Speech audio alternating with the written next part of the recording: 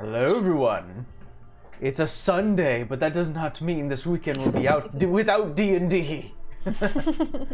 Hey guys, welcome to Arcane Focus. I'm your DM Mike. Joined with me are my amazing players. I don't know why, but Vera and Savannah have switched places. But let's go through our players. We got Amber, Steve, and Temple. I guess I am Summer's Fury. I can fix it. There we go. There we go. I know why it's like that. I run multiple streams, guys. Oh, placing for last Sunday. Placing. Yeah. Well. A few announcements to get through before we get started. First of all, once again, if you guys are interested in winning a 1020, a customized 1020 from our buddies over at Mithril Armory, you can do so by typing ! giveaway and get the link. We'll be, I think we have like 5 more to give away. And so we're trying to do it every time we stream, every week we stream. And there's a reason why I said it like that, is because this will be the last Magic at Mostead stream for the rest of the year. That's not saying much, there's only so many more days of the year. So we'll have a little break. Does not mean we'll be without content. We're still going to be doing Books and Brew. And we'll also have a one-shot happening next Sunday. What I think it's called like the McAllister Manor. There's more to it, isn't there? No. I don't think so. Let's see here. Long Winter Night at the McAllister Manor. Okay, adjective, but still, McAllister Manor. Right. So that's actually going to be DM'd by our really good friend, Nick. Our first DM. See. Sorry, I'm like hiccuping for some reason. You had too much coffee. Yeah, I had coffee. So I'm really excited for that. We're all going to be playing characters jumping into a guild, which is really fun, all 4 of us. God, I feel like old times. Well. Be interesting to get Nick on camera again. Yeah. Oh, I can also tease this thing now that we are getting our players ready for it. But in January, we have another one-shot. This one not run by Nick, but by myself. Once again, we're getting back into the groove of every other month. That one is going to be called the Church of Jopai. Which anyone who was like, what? Why did you call it that? Jopai is an actual plant. Yep. Going to Google right now. It's not like P-I-E, it's P-Y-E. So Joe P-Y-E, Jopai. Sweet Jopai weed. Yeah. There's a reason for it. So we're going to have a bunch of new faces for that one. We are going to have Dave again. We're going to have Mithril Armory again. We're getting Mithril Armory Nice. Dave back in. We have Burnt Toast, who is a amazing artist who actually helped out in some other projects I've had outside of Arcane Focus.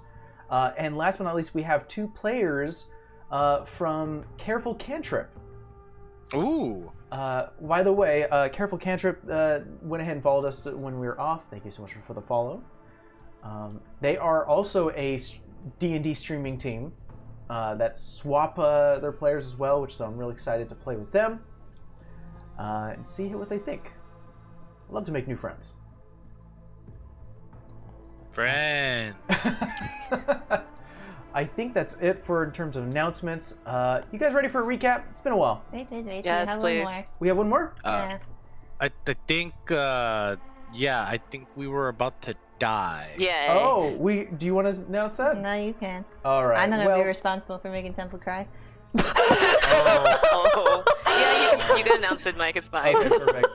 I will cut you. You already know that me and my lovely wife Amber are married, but we're not the only ones hooking up with the bands. Right now we have Stephen Temple, who just got engaged. Yay! Congratulations, you two. Yay! Yes, a lot of tears this week. Sorry. It's all... Why do you always do that now? Were you channeling the cats right there? What just No, happened? there's a little gnat in here, but this is the second stream he's done this live on camera, and I'm just like...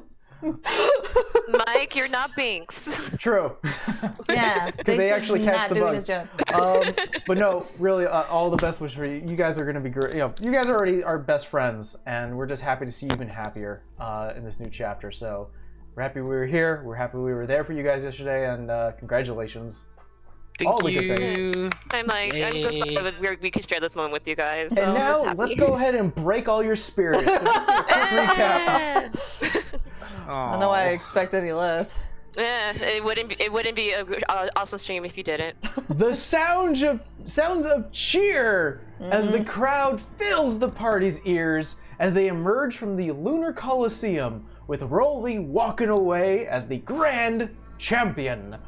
After some time waiting for the crowd to disperse, Rolly gets his likeness sketched for a future statue, while the rest of the three griffins, along with Luna, hide in the inner workings of the Coliseum, just waiting for the crowd to disperse.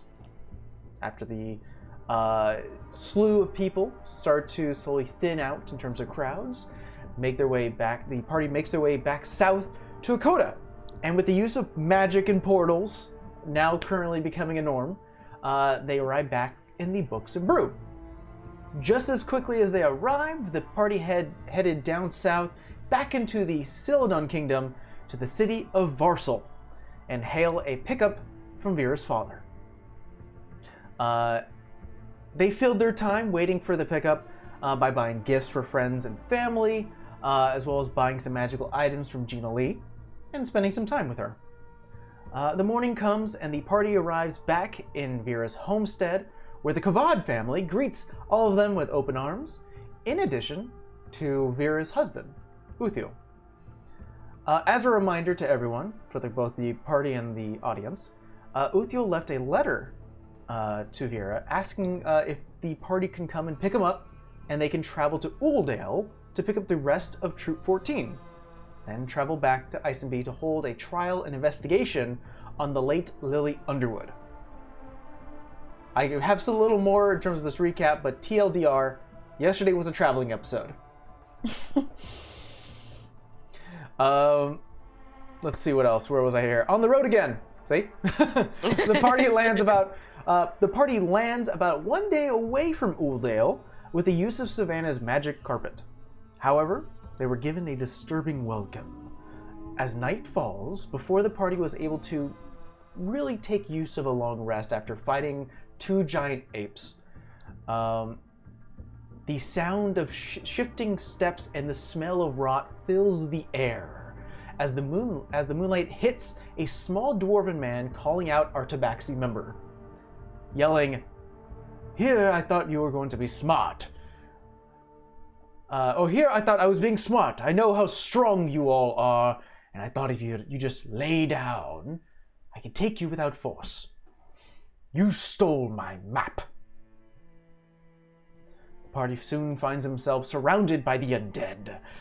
Ones that shuffle around, and even when bisected or dissected, still shuffle and crawl towards the party until a final blow is dealt. Others that emit this aura of stench and rot. And finally, ones that are just a collection and hodgepodge of limbs and torsos and heads. Last, just a clot of bodies. Spells were dealt, slashes of axes and daggers and magic. The overwhelming numbers start to wane on the party until finally a cry of war emits from atop of a cliff as a dagger hits into one of these larger beasts, or larger undead next to Savannah. As 3 out of the 4 members of Troop 14, Thomas, Torres, and Edgar, can be seen as they jump into fray to help you guys. As a quick recap of where we are right now, I still have the initiative order. You guys have dealt some damage to some of these creatures. Some. And a reminder, Savannah and Vera are currently entombed in what looks to be a clot of just gnarling teeth, bodies, and eyes, and sinew and stomach that currently creates this bit of flesh tomb. And I'm going to go ahead and change the music. Ew. It definitely is ew. And we're going to go ahead and show. Ew.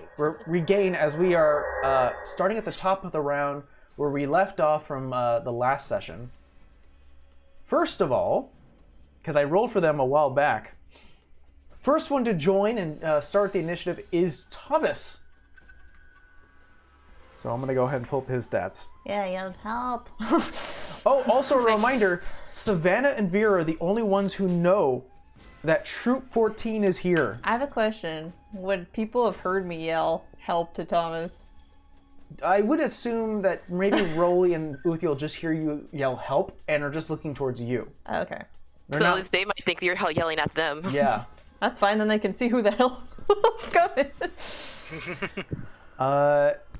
Seeing that Savannah is currently stuck on this clot, Thomas is going to go 5, 10, 15, 20, 25, 30. And he's going to pull out a rapier. You see him pull out something. You see Thomas, as a reminder to those, is kind of like hair, brown hair, sort of wavy and messy.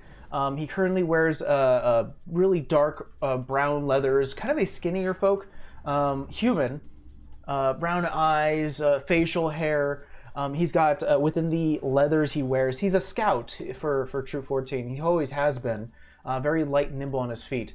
He actually has, instead of metal, he has a leather, but a metal strip along his shoulder that has the symbol of Troop 14 on his left arm. He pulls out a rapier and attacks the clot that's currently next to Savannah, that's currently tombed her. Okay, perfect.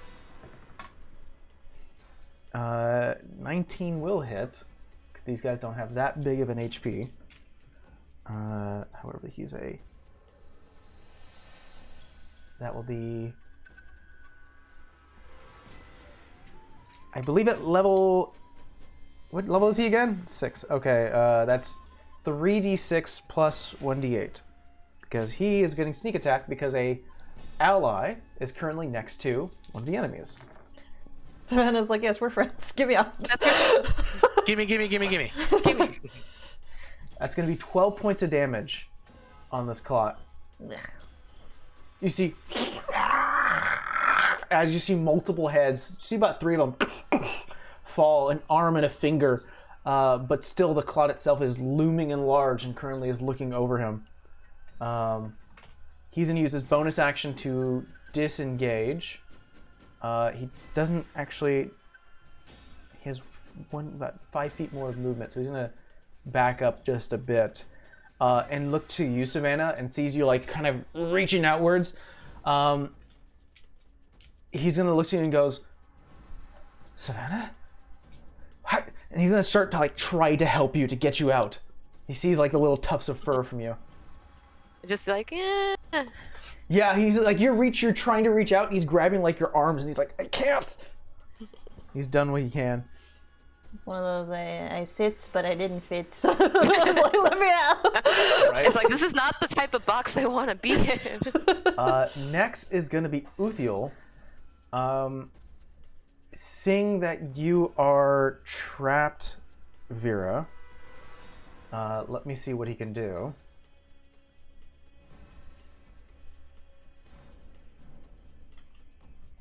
There you are.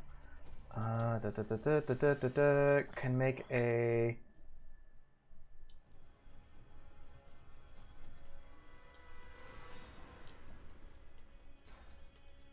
Creature can be free to strike. Okay.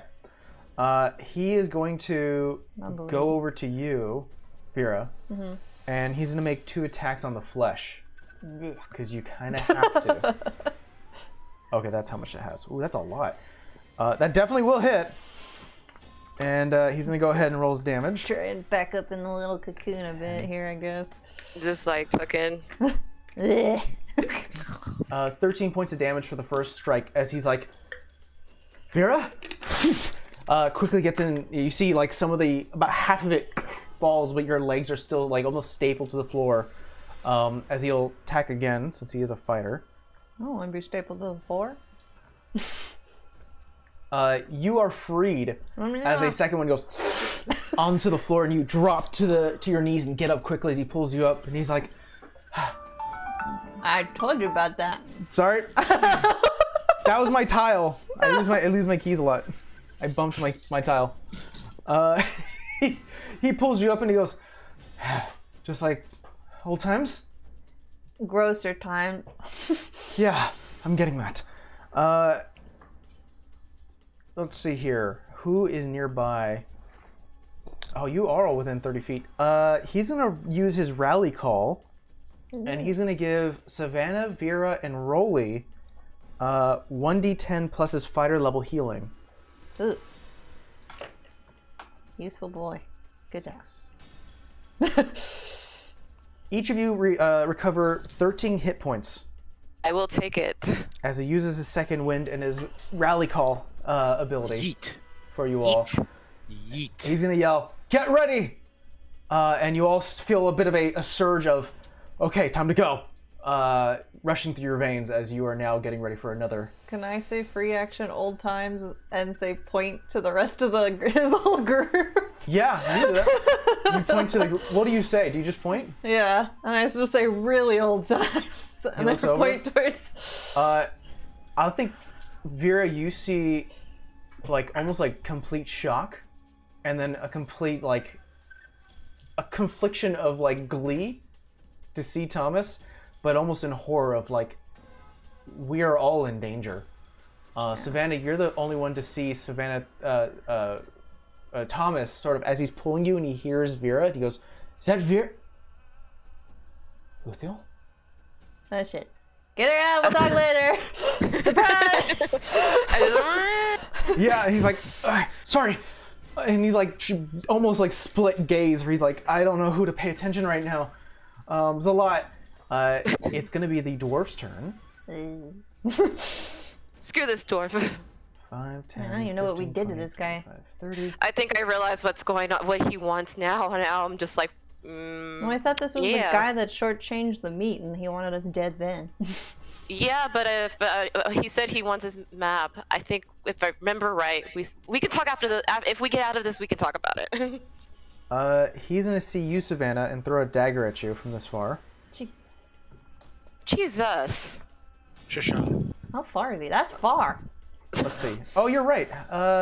He's rolling at disadvantage because of the size of the Thor's distance. hammer rapier? What is this? However, she is restrained, meaning he gets advantage. Dang. But so that cancels out. So there is going to be no. It's Even. It's a straight roll. Yeah. A 22 to hit.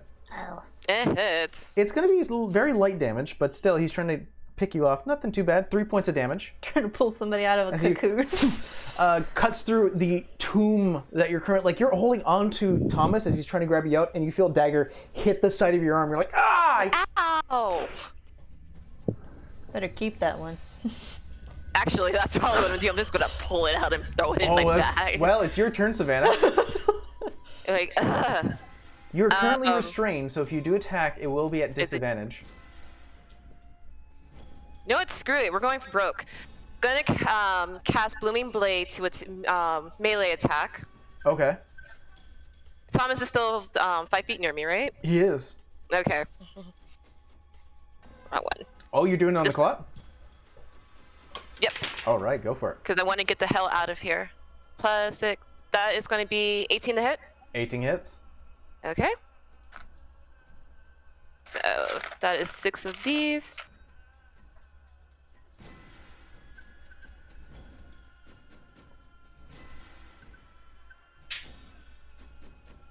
I'll pick.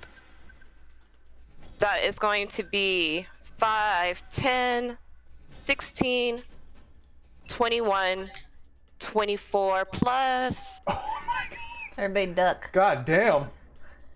Put my shield up. I don't want flesh on me. So I need 2d8s. Oh my god, what the fuck? Oh, it's the Blooming Blade, that's why I cast it's it. I'm right. like, I need out. Ooh, shit. Okay, so we're at 24 so far. That's a 24 plus 8, so 32? I have 32 a question. points of damage. I have a question for you, Savannah. Do you want to deal that 32 points of damage to the clot, or would you like to reduce some of the damage to the actual tomb you found yourself in to free yourself? Some damage will still go over to the clot, but it will be I went out. Free myself. I went out. So you are doing 25 points of damage to the tomb that you're in as you free yourself. The tomb itself falls to the floor, and you use the remaining momentum to stab into the clots. So you did 32 points of damage minus 25. That would have been 9 points to the clot then. So you do some additional damage to this guy and free yourself all in one attack. So here's my question: since I cast Blooming Blade, and there was a movement element to it, does that go to the clot or no? It would go. I will say it goes to the clot. Cool. I am going to disengage and run away from it. Perfect. At least a little bit. Yeah, Thomas goes, that was amazing. Get out. Actually, it'd be like 30 feet to run up the hill. Would that be enough to climb and jump up it? I will say since you are Tabaxi and you have a natural climbing speed, you can do it. All right, yeah, I'm getting the hell out of here. I just look at Thomas and is like, thank you, run. All right. After Savannah, Rolly, you're up. Okay. I believe last time I used the Hexblade's curse, You did. but I didn't actually get to hex anyone. And if I recall correctly, I raged.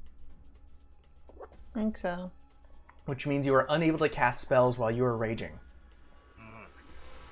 So, I think what I'm just gonna do here is I'm gonna see these two zombies in front of me and be like, hey yo, have you met my friend? Uh-huh. And I swing to attack. All right. Which Ooh, one are you attacking first? neat. I'm gonna go to the Spectre number 6 because it's looking at me funny. Oh, the spreader. Got it. Ooh, I don't like that one. The spreaders aren't Alright, fun. so A that's reminder, gonna be- the spreader is this sort of really sunken in cheeked, sallow looking creature, humanoid, tattered clothes, and the eyes are floating within this black specter that is currently oozing this gray smoke. Its jaw is constantly open and hanging from a side as this rot and gas is just being released. There's an aura to it. You just reminded me too. Go ahead and make your attacks.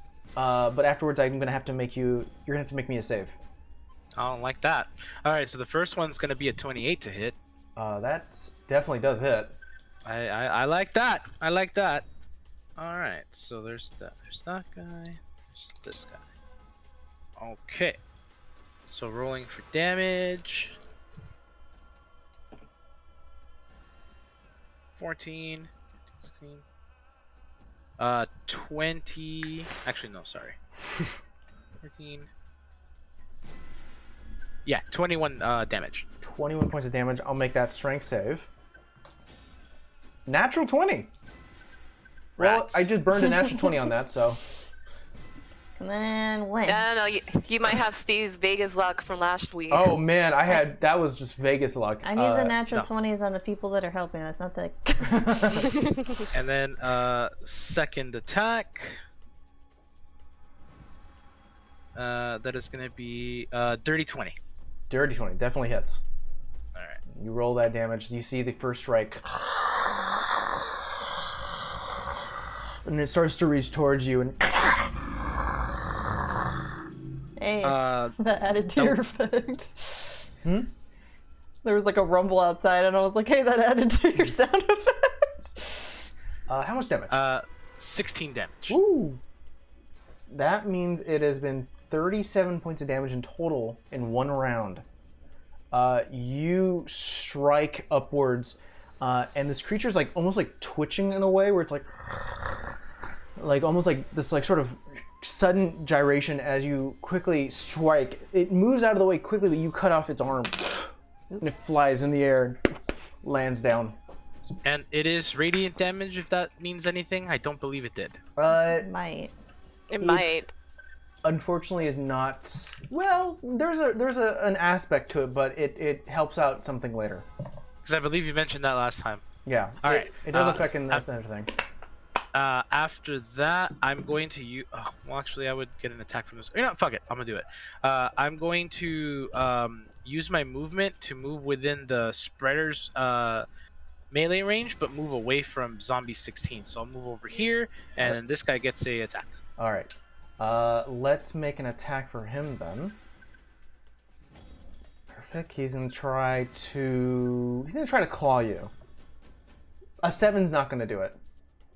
No. But I would like you to make me a con save. Something I should have made you do in the beginning, but you are not leaving its range, so this works out perfectly. Well, that's a big old fuck.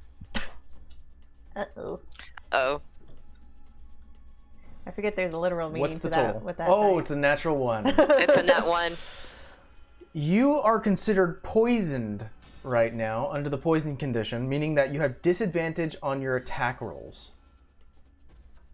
The stench and the smoke coming from this thing, as you cut the arm off, you see even the arm hole, the open wound now is actually spreading this fume as you start to breathe in. Unknowingly, just this big gasp of air as you're like battle ready, training your breath, keeping it calm, and you start to feel the burningness happening within your throat and spreading throughout your veins. That's going to be your turn, I believe. Mm-hmm. It is now going to be the spreaders' turns. So we are going to go from top down. 5, 10, 15, 20, 25, 30. Oh, Savannah booked it. Okay. 5, 10, 20. That's as far as he can go, fortunately. 5, 10, 15, 20, 25, 30. And once again, has to use its turn to get it within melee range. 5, 10, 15, 20, 25, 30. Just out of range! Can't make any attacks! 5, 10, 15, 20, 25. But this one can. Oh, you guys were just like 5 feet away where he cannot make any attacks this round. Except for this guy. He's going to try to bite and... can he do that? Yeah, bite and... oh, he's into 2 slams. Apologies. That's going to be a 12. On you, Rolly. 12 to hit or damage? To hit. Oh, miss. Yeah, and so does the other one. That's a 8. Damn. 2 misses. That's not good. Any more spreaders? That's about it. Yeah. After the spreaders, Vera, you're up. You are freed. Your husband at your side. Yeah, I was planning what I was doing. I can't reach Rolly. I'm gonna cast Aid at a 3rd level because I don't have any 2nd levels left. Which means 3 creatures. I'm just gonna count myself, Uthiel, and Thomas because Thomas is within range. Get their hit point maximum increase, and since it's an upcast, they'll get it increased by 10 hit points. So that's for who? Thomas, myself, and Uthiel. Okay, so you all get 10 hit points. Yeah, they're not temp HP. It's Oh. for right now. Okay. Is it safe to just say that they heal, or is it the max HP? Their max HP goes up. Oh, wow. I have to walk away for a second, guys. I'll be right back. Yeah, that's totally fine. Actually, I want to give a quick shout out. We have Wayside Wizards in chat right now. Oh, hey. Also, thank you so much for following. Hey, Wayside! Thank you so much for once again being part of our 1-year giveaway. Wonderful to have you here. Hopefully you enjoy yourselves. Right now we're joining the party as they're currently battling a giant undead swarm commanded by what looks to be a shifting dwarf, shifting its form ever so often. Party is also being aided by some old troop members from their history, from their past. So hopefully that does give them some help, but who knows? So 10. Got it. Yeah, him and Thomas, and then myself I did on my thing. Thomas, perfect.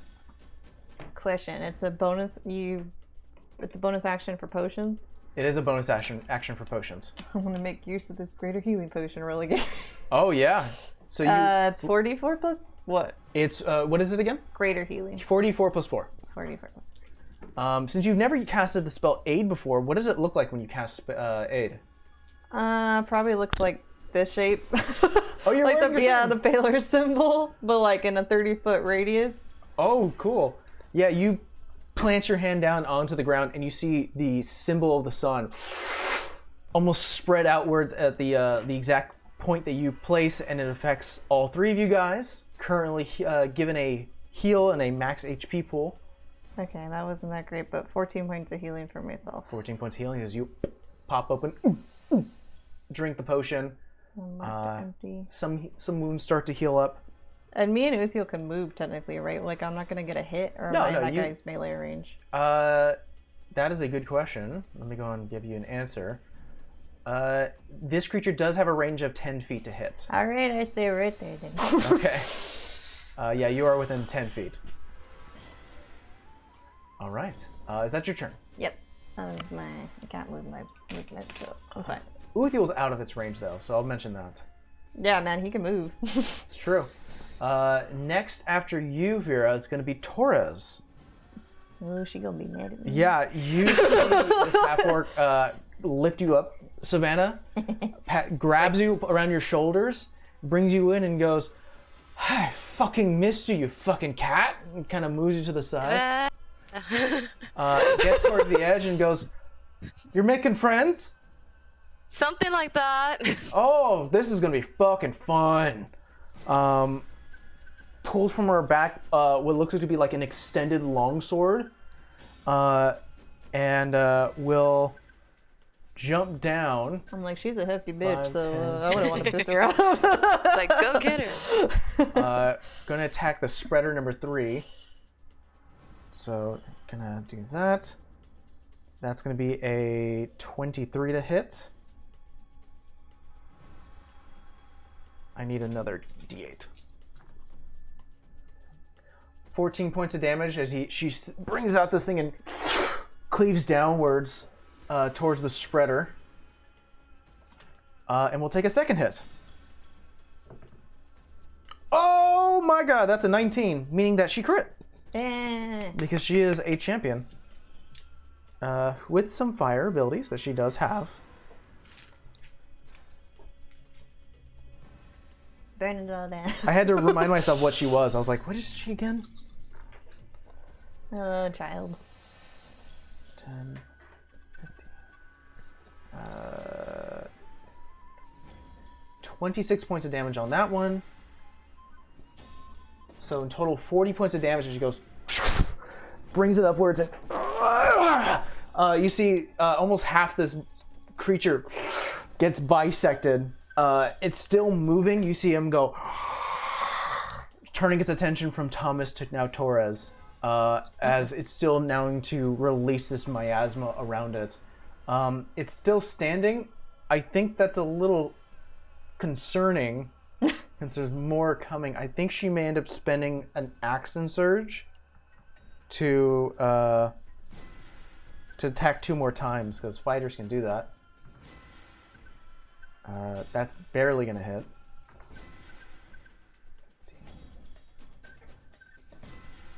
Okay, and for a few more damage on that one, she takes a 3rd strike.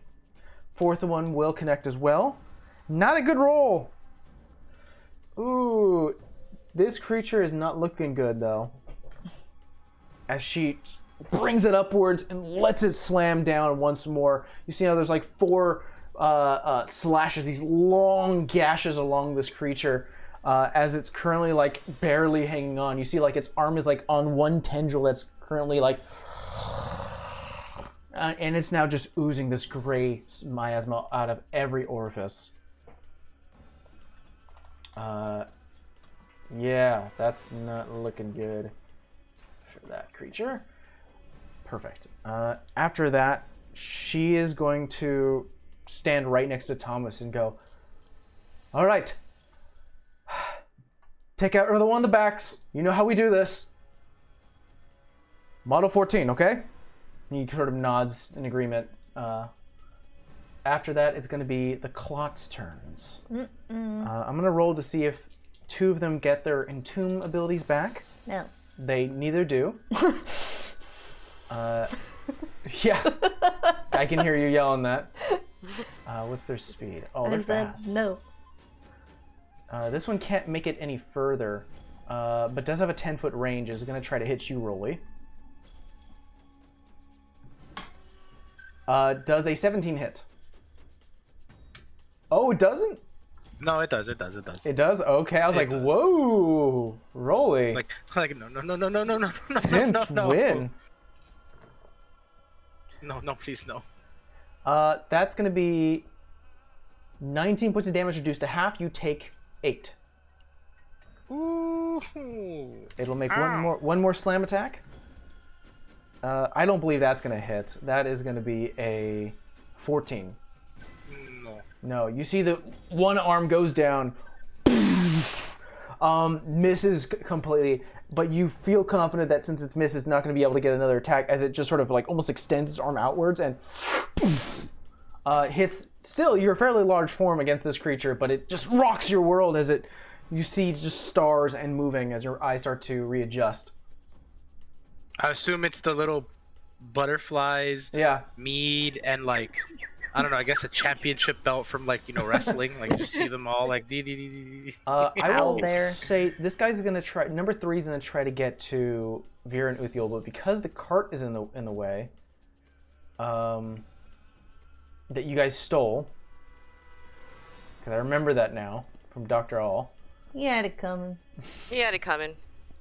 I will say this is difficult terrain. So be sad. 10, 20, 30, 40, and just gets to you. We'll take one attack on Vera and one attack on Uthiel.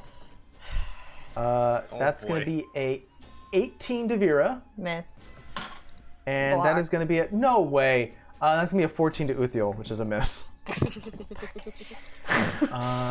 Not to worry. Don't want it. It's This gross. clot is going to go down here. And So that's gonna be 3 d8s of thunder damage. Oh shit! I forgot about that. Yeah, roll that damage. Boom, boom, boom. Whoa. So Put me in my place. 6, 7, 14. 14 just for moving. Damn, that's pretty good. Alright, now I'm adjusting his HP now as it starts to walk on like there's just multiple of like, it's not like humanoid form where it's like 2 legs and 2 arms. It's like where it moves and it starts to dip because of the weight. You see like another sludge of arms and torsos smack and hit the ground, act like an insect leg as it sort of pulls itself over. It's like the blob as it's currently like several feet off the ground is just supporting itself with these bodies. It's going to take an attack on Thomas and an attack on Vera. On Thomas, it's going to be a 12, which is not going to hit as far as I'm aware. No. I don't think he's that squishy. No, he's not that squishy. He's got some combat training. Vera, that's going to be a 19 to hit you. Miss. Oh, shit. Look at our tanky girl. Two attacks as like She just holds her shield up. the heads on this being start to split. And you see like almost like a V of like a fork as like one attention is on Thomas as you see multiple arms go down. Thomas quickly ducks out of the way.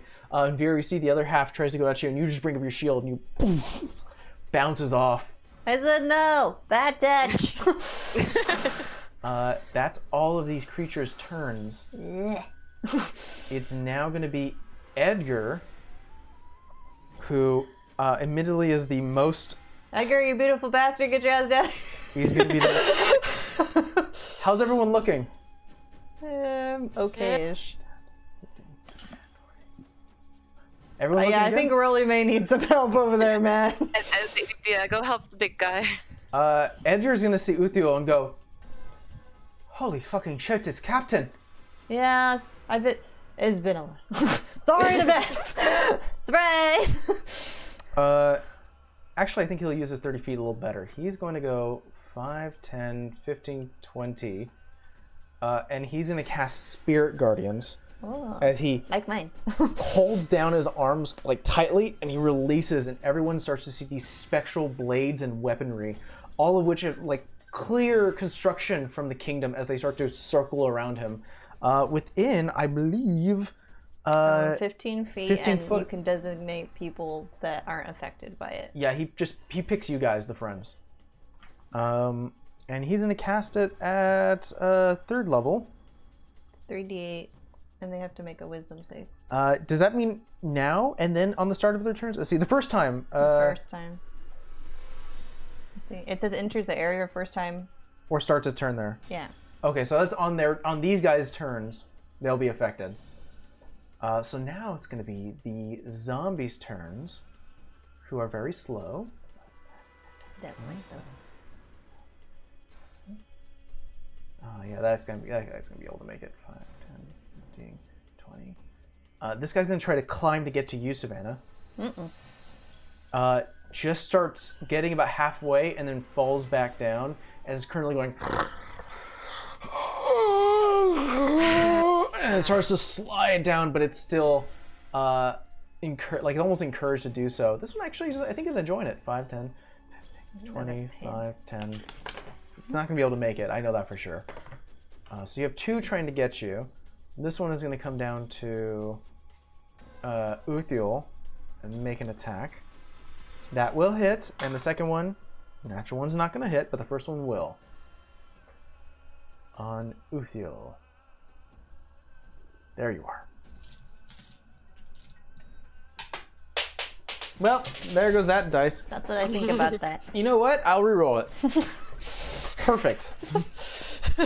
At 3 points of damage on Uthiel, as it currently goes and sinks its teeth into Uthiel's shoulder. Not breaking skin, but definitely like putting on so much pressure that there could be like internal bruising. Perfect. Let's see. This guy is gonna go towards. I'll say it goes towards Uthiel as well. And make an attack roll. It does hit. It does 4 points of damage. Uthiel takes another bite on his shoulder.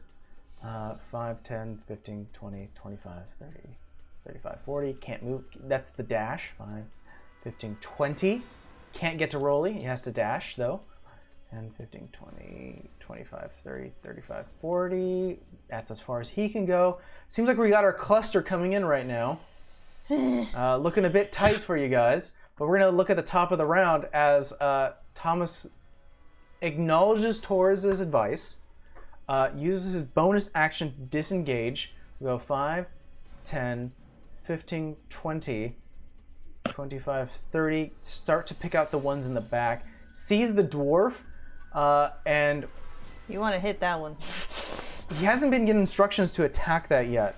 He's going to go with what his current captain has told him to do. And will attack. That will hit with a 23 with his rapier. So that's going to be 1. And he gets... no, he does not get sneak attack, actually. Unfortunately. Still, 12 points of damage. Not bad. That's pretty acceptable. And with 12 points of damage, I need to roll a d20.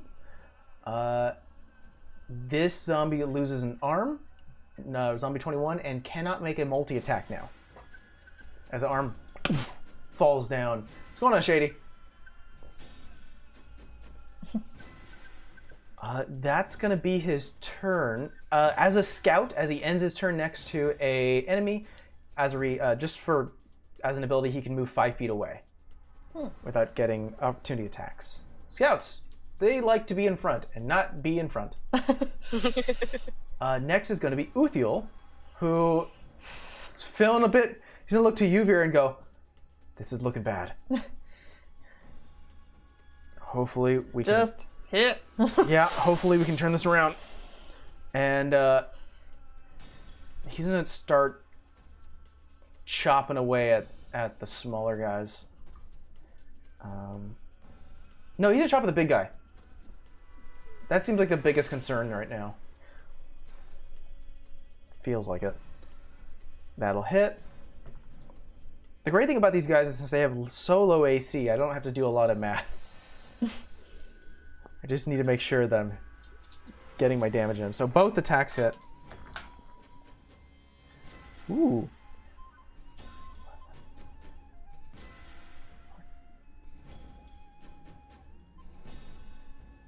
That's going to be 21 points of damage. Dang. As he... with the long sword given to him by your father. That's on clot 3. All right. And that's going to be his turn. Unfortunately, that's all he can do. I mean, that's a good hit. It's a good hit. It definitely is. The dwarf's turn. Fuck that dwarf. He's gonna go 5, 10, 15, 20, 25. And he is gonna see an opening here No. and attack with a short sword. It's a dwarf die. Natural 20! Oh, god damn it. So, I think he'll know the dwarf after this happens. Shared burden as a reaction. how far are you from him? Am I 30 feet? You are exactly 30 feet. Well, Okay. let's see the total, right? Okay. And he's gonna pump in a second level Divine Smite. Yep. Definitely shared burden. Fuck. God damn it, Thomas, get the fucking dwarf. Okay, here we go. Never mind what the fuck Taurus says. I'll deal with her later. Woo! Oh, I that's don't think I can good. see Vera just going off. It's like, get the fucking dwarf! It's like, I thought Uthio was the commander. Shoot, goddamn. That's gonna be 42 points of damage. Half it. I'll take half. So you take 21 and he takes 21? Yeah. All right. How does it look when you reach out to Thomas to take 21 points of damage?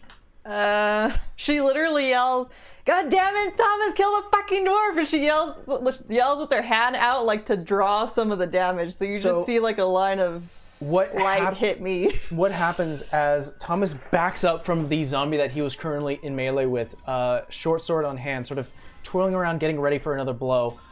He does not see. He actually does see, but he's not able to parry this dwarven figure who currently runs towards Thomas and actually starts to shift into Thomas's form. Brings out his own short sword and as he strikes upward, you can see that there is a spark of this almost force-like damage that starts to,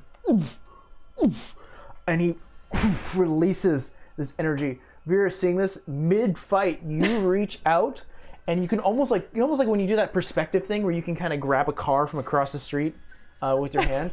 You do that and grab that force, and you both feel. But it's not as strong as it should have been, as you take half of it. So that is a use of your channel divinity. Yeah, I know. I only have one thing left. The dwarf is going to use a bonus action to disengage and move his last remaining 5 foot away. Fucking asshole. So I got to mark down that he used a level 2 spell slot. Woo, boy. Yeah, you're fighting not a nice person. There we go. Obviously. Oh, one other thing. Oh no, he didn't do sneak attack, but it doesn't work that way. He has a special thing if he does sneak attack, so that's unfortunate. I guess the great thing about it was that Thomas has that reaction to get away from enemies. So that saved a little bit of his bacon. Damage. And I know they're not as strong as this, so I'm just like, nope, nope, nope. Savannah, you're up. Alright. I'm still just trying to figure out, it's like, chaos is on the ground. No, before I do anything, I'm just gonna kind of speak out to Felix. I'm like, I don't know what I'm doing. I feel like I'm Mark. What do we do? What do we do? What do we do? Felix will... I'm gonna roll for him. See if he can give you some good advice. Because, again, he's like a baby sometimes. He doesn't know. 19! Hey! Not a baby. He is going to... Savannah, you feel your body almost being puppeteered for a hot second. Where he's like, sorry. Hold on for a second. And you feel your body go... and these black tendrils release from your fingertips and hit the ground. And for a flash, the roots in the ground start to almost be enveloped by the black ooze symbiote that starts to roam around the ground itself, searching for an answer. Almost in the same way when you cast the detect trap spell with him. And it reaches back into you, and you get a feeling from his own vision from yours to you, is that the dwarf is somehow keeping these creatures animated in a way, and that if you were to remove the head, or at least knock him unconscious, the rest will fall.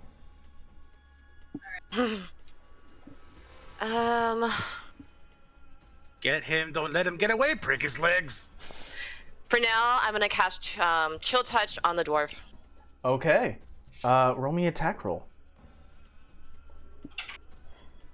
That rolled all the way back there. Six. That's gonna be 19. That hits. Not Yay. bad, not bad, not bad. Or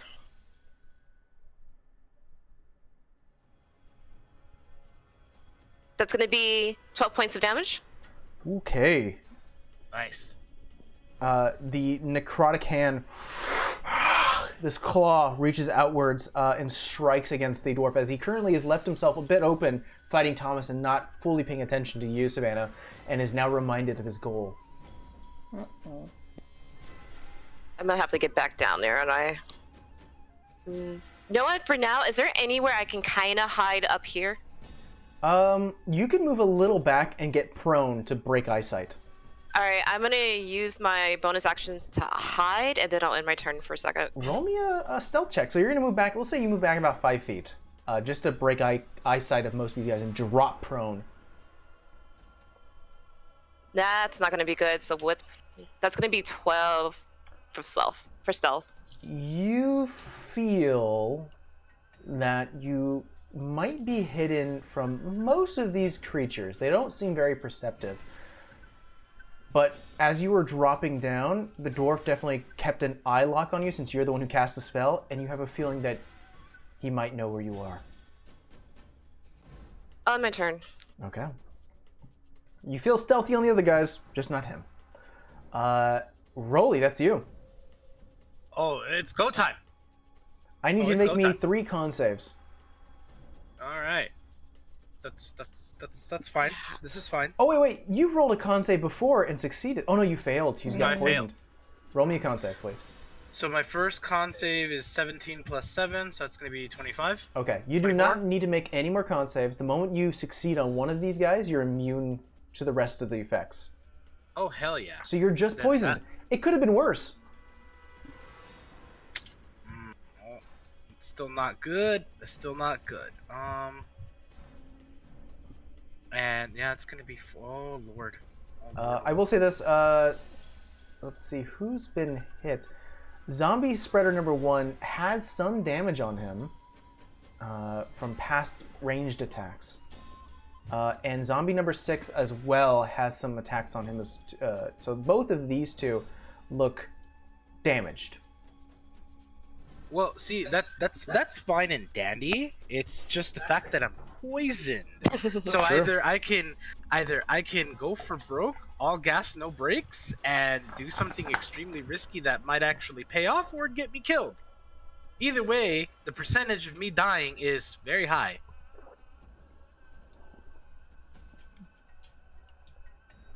And now we play chess. And I have heard your words, DM, and challenge accepted. Challenge accepted. Okay. Reckless attack. Yeah. Yeah, you heard me right. Okay, reckless attack, and on top of that, oh, dude, how would overwhelming cleave work here? There's just so many targets. You're right down the center. Oh, you do have overwhelming cleave. Those 3 in front of you. Oh, Go for the 3 in front. I Well, the way forgot that- about that.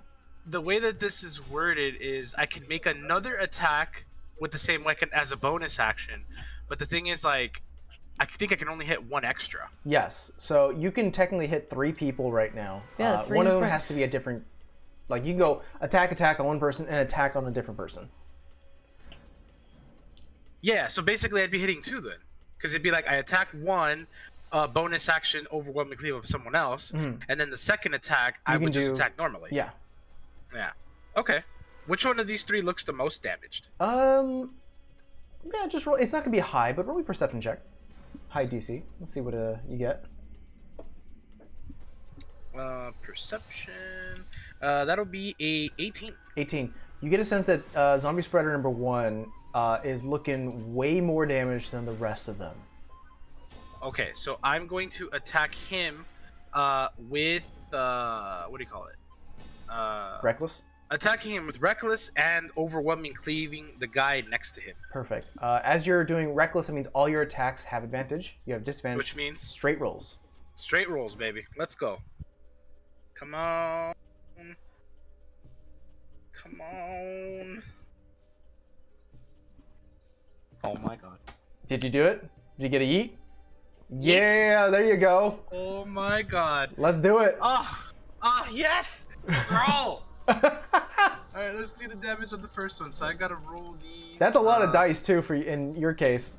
Yeah, so 3 d12s, 2 d6s for the house's call, plus the rage bonus at the end, plus the strength, right? Yes. Do you got enough dice over there? I do not, but I'm gonna make do with what I got. Also, So- do you also bring in the I think it's like the rage like there's an actual like when you crit. I'm trying to remember. I have brutal critical, which just gives me an extra d12. There you so go. I'm adding it already. Oh, perfect. Okay, so here I'm gonna roll the d12s first. Ooh, that's a good start. That's a 10. That's an 8. All right.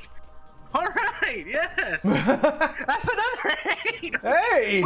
Oh, dude, 26. All right. All right. Now I gotta roll the house's call. Okay. That's a 2. A 2. That's a 6. So 8. So that'd be 8. So 26. Plus 8. 30. 34. 34 points of damage on number 1. And then there's the it's plus 8. That's that'll do it. You That's take 42. out you quickly as you are currently being surrounded. Last ditch effort, and you strike true. You hit the throat of this creature as you, and the head goes, hits the trees, and the last thing you see as this creature is currently looking down from you, only the head, the eyes, the red glow starts to diminish, the gas stops, and the body drops. Alright, as a bonus action, I'm going to use Overwhelming Cleave on the guy next to him. Okay, number 2. Number 2, yeah. So that guy's gone. Okay, that's not bad. That's gonna be 21. That'll be 22. 22. Yeah, that'll hit. Alright. Roll me damage.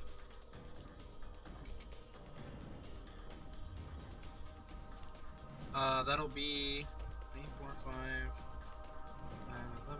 11, 16 points of damage. That's good. That's really good. 16 points of damage as you strike the head, you decapitate, and you use that momentum to continue going. You do a wide berth and you strike this guy against the like the just where the neck is, like just leaving a large gash. You have a second attack. And I'll need that guy to roll me a strength. Oh yeah. That's a natural 1. Excellent. Roll so, me what's your strength modifier? Plus 5. We'll say that you do 6 more points. We'll do this like an unarmed attack as you do 6 points of damage, kicking this guy. He bounces off the clot.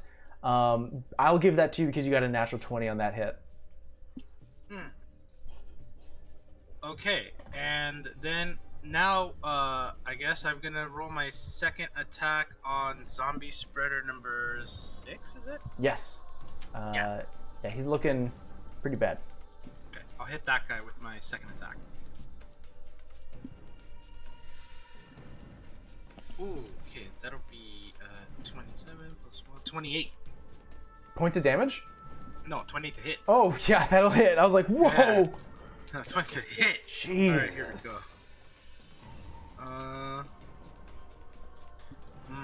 That's max damage on the D12 too. That's 15, 16.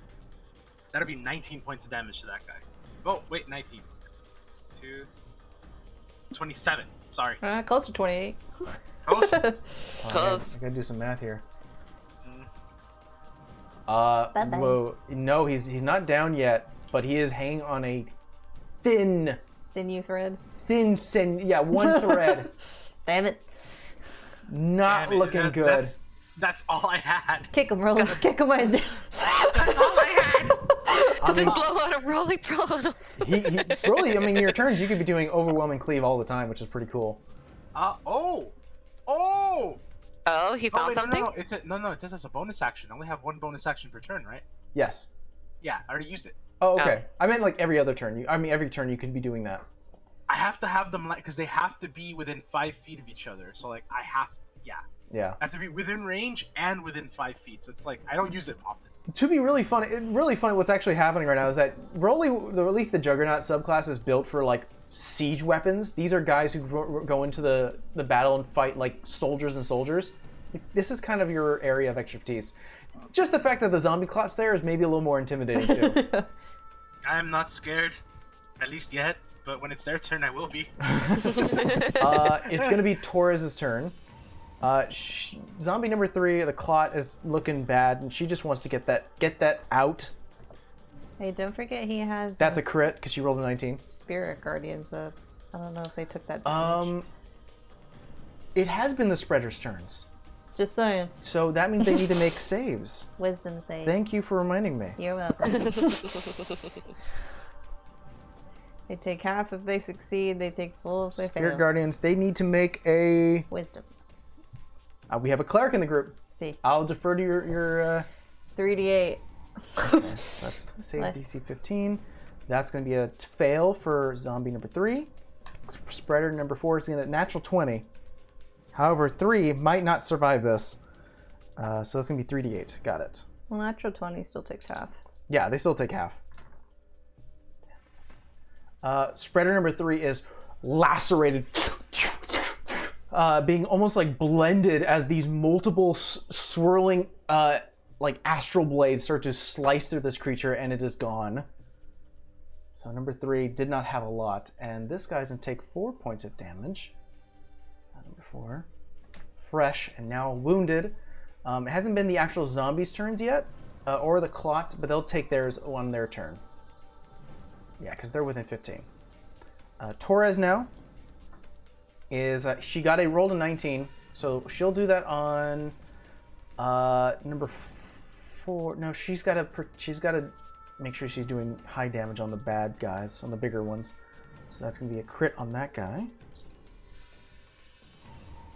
Meanwhile, me yelling in the background, get the fucking door. Is that what you're yelling? Yes, I've been yelling it. I yelled it at Thomas when I took half his damage. There's a scream like, get the fucking door. So I got the order mixed up. So I'm gonna hold on to Torres' turn because Vera, you go before her. So she did roll the 19. We'll say that. Yeah, just but it's your turn. I need help. Wait, do I got line of sight on fucking dwarf? Roll me a perception check. You're currently being I know, I got by... grossness in front of me. 17. I'm like, you got 2 zombies. Yeah, you can see them. Would I have to attack with disadvantage? No, I can you see beat the DC I was thinking of. All right, guiding bolt, 4th level. Oh shit, you got it. Fucking asshole. Come in here and try to kill everybody. Anyway, I gotta I gotta roll first. See if it hits. Ooh, 18? 18 hits. Woohoo. Okay, that's a 1st level spell, so I got a 3 more d6. So how many D6 are you doing right now? 4 d6 at base level, 3 more for each So spell you're doing level. 76. And Okay. he's gonna have advantage on him if this doesn't do enough. Come on, be nice, please. Thank you. I mean, it's 76. I'm like, they were nice. Let's see, 10, 14, 18, 20, 30, 25. 35? 25 of radiant damage. Jesus, God as damn it. you find the opening, as these things are like I mentioned before, they're like growing limbs to support their giant bodies. There's a point where like they're moving to attack, and they have to release and almost prop themselves up to release the entire weight down.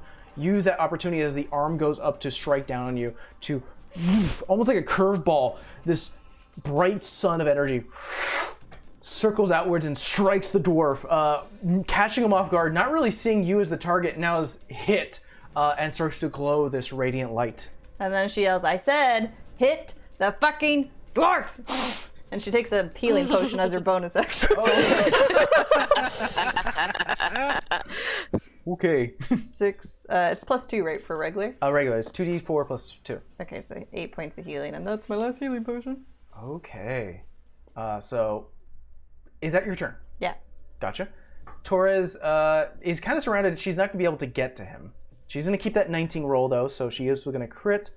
and deal on zombie spreader number 4. 16 points of damage on the first attack, which is pretty good. 16, so it's 20. And we'll do a second. She spent that. Spent second. Thank God these guys have low AC, because that will hit. 7 points of damage. Let's see. She's gonna look towards you, Vera, like almost like seeing through this cloud of bodies and limbs, and hears you yell, sees the glowing form of the dwarf, and looks at Thomas and goes, "Well, you fucking heard the girl! Attack the small asshole!" He has advantage. He does have advantage, and he is a War cleric. is a no. Oh, I'm thinking Thomas of Edgar. is a rogue. Ooh. Man, natural 20. Yeah, let's hope. It's gonna be the Clot's turn. They're gonna. This one's gonna make a Wisdom saving throw, and I don't know if that's gonna make it. Wisdom -1. Yeah, that doesn't make it. 3d8. So that's 3d8. As the serrated spiritual guardians continue to do their damage. 13 points of damage on this guy. Chipping away. Those clots, man, they're gross. They're gonna see if they get their tomb ability back. No. Nope, neither of them do. However, this one is in an number 1 is in an opportune space for Edgar and Vera. So it's gonna make an attack on Edgar first. That will hit.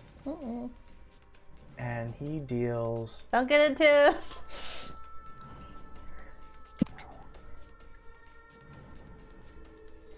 18 points of damage on Edgar. I hope he's a sturdy boy. And he will have to make a con save. The spiritual weapons fade. As he... you see him like knock to the ground, he's like, "Fucking shit!" And sees the... Everything starts to fizzle out, and all weapons, these spiritual weapons, fall to the ground. He's like, "Ah, shit! Fucking got me." The second attack is gonna be on you, Vera. Fuck. That's a 13. No. Yeah. Miss high I just AC. keep block. It's like, Hey man, the one that can revive you should have the AC. Now the Clot, number 3, is gonna attack one on Vera, one on Uthiel. Getting tired. God damn it, natural 1. Now on Uthiel. No. Nope, that's not gonna hit either. Roll a 5. I said no, damn it. This one's gonna try to attack Rolly. No. Fucking 2! Alright, no, we're using that one. Code, I just keep yelling no every time he rolls, guys. Okay, hold on. Dirty 20. No! No, I'm joking. That does connect. Okay. Thank God. God damn no it! damage. That's... Also, if this changes anything, all of the creatures attacking me have advantage. Oh, Why? let me roll again. Because of reckless? Let's see if I can get a... Yeah, you're right. See if I can get a crit. Nope, that doesn't help. You take Good. 14 points of damage, reduced to half. You take 7. I can take that. All right. I need these Clots to get their fucking tomb abilities back. No, you don't.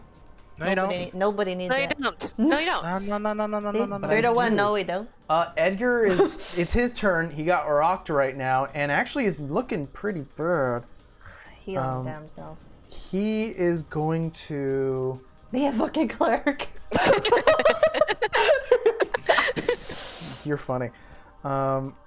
He is going to take a step forward. And... Perfect! That's good.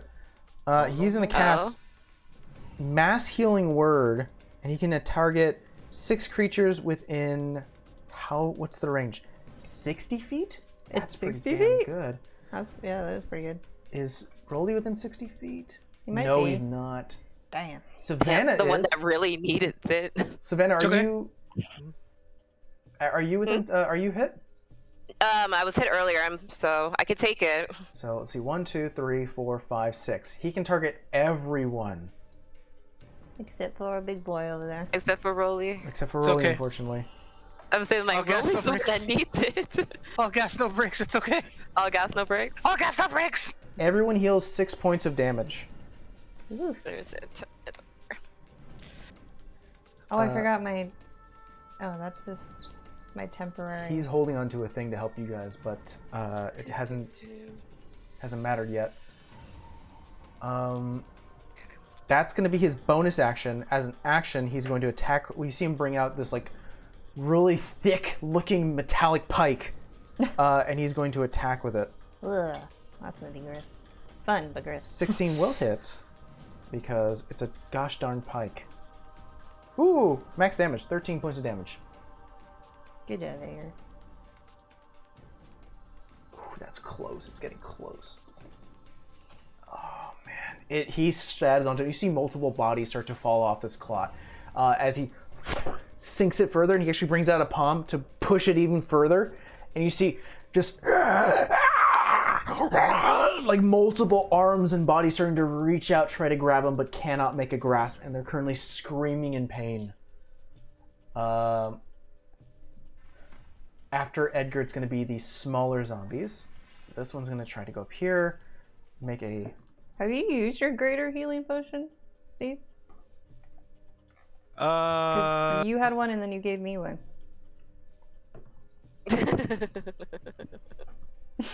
This one gets up to here. Just saying. Bad zombie. Bad zombie. You see this one starts to climb. These two, Zombie 21 and Zombie 5, do not make it because they rolled horribly in their athletics check. But this one's going to do a multi-attack on you, Savannah. 18 to hit. Hits. 18 to hit. So you Bad take zombie. 2 points of slashing damage as it bites into you, and you take... I like to imagine Savannah's doing that little cat thing where they do this. Wait, I just realized. Invade? Not evade. Damn. Dodge. Do you want to do that to that one or the next attack? What's the next attack? It's going to be a claw. Damage, why? Well, you have to let me know now if you want to half the 2 points of damage. Nah, I'll just take the 2 points of damage. It's fine. Okay, you take 2 points of damage, and then the next attack as a claw does hit you. You take 7 points of damage. We'll have that one. You take 3. You get struck with these like gnarled, like pointed, serrated orange and yellow teeth as they sink into your body. The nasty rot, you could smell it coming off it. You push it out, and it starts to about to claw you. You get duck out of the way. It does some damage to your shoulder, the same shoulder and arm where you got shot with, or you got hit with the dagger, but not a full effect on that one. So that was that. And zombie number 4 is going to try to attack Torres, who is already kind of cursing underneath her breath. Oh, I'm sure she is. She hasn't been hit yet, which is pretty good. Nope, that's a miss. These two are going to try to attack Uthiel. That one hits. That's a natural 20. That's a miss. Y'all trying to kill me, huh? That's 13 points of damage. What's the natural 20? That's all, including everything. Okay, you could do that. Yeah, so 13 points of damage. And the next one is going to have a multi-attack as well. One of them misses, but one of them does hit for 2 points of damage on Uthiel. This one's going to walk over to you, Rolly. This one's going to walk over here, and all of them have advantage. Meep. God damn it. Come on. 12 to hit. Nope. Next one. Bad, no. 8 to hit. Nope. Now this is zombie number 2. Fucking shit! Meep. Alright, that was a miss. That was Second me attack. too. Oh, he's taking out all the d20s. I'm putting the bad juju on all 18 this. to hit. That connects. You take 5 points of damage, reduced to half. You take 2. And zombie number 3. Nope. No. They have multi-attacks. One more. No. Horrible. Statistically, I should have hit more than once. It's because you got that natural 20. Statistically. Chat. That is pissing me off. All right, back to the top with Thomas. As the dwarf I is... don't know. Maybe you should have hit right here. It's almost like Beep. Rolly, it's like those fathers who like pick up their multiple kids in their arms and they're like swinging them around. You're just getting zombies who are currently trying to climb and like bite your neck, and you're just like, no, off me. Thomas is gonna run to the dwarf who's currently glowing. Advantage. Now be nice, Dice. You can be now nice. Be nice, Dice. Here, This character be nice. which one do you want? You want the Ors dice and the blues, or what are you choosing out of these? No offense, Ors. Your dice doesn't roll well for me, so Ooh. So that one's out. I will be right back. that royal blue one. And that grayish one. Oh, no, not that one. Okay. That one. All right, let's do a roll. Damn it! A +7 to his attack, regardless. He's rolling with advantage, meaning he gets his sneak attack. No, it's not a critical hit, but it is a 24 to hit. I'll take a hit.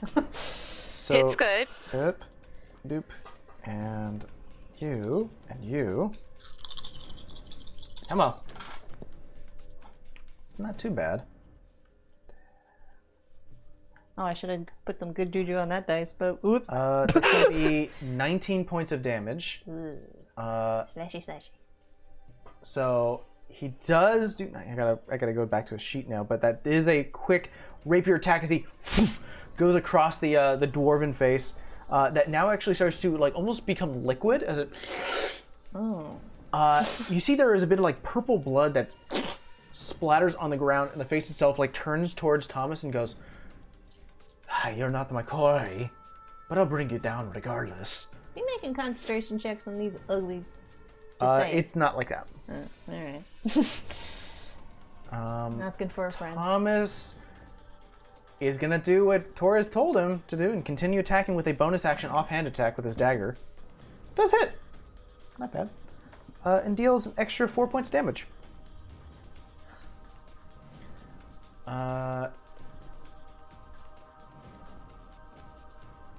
Uthiel's turn. Sorry, I forgot I'm not on camera when I'm reading. He's kind of done with these freaking zombies hurting him. Both will hit.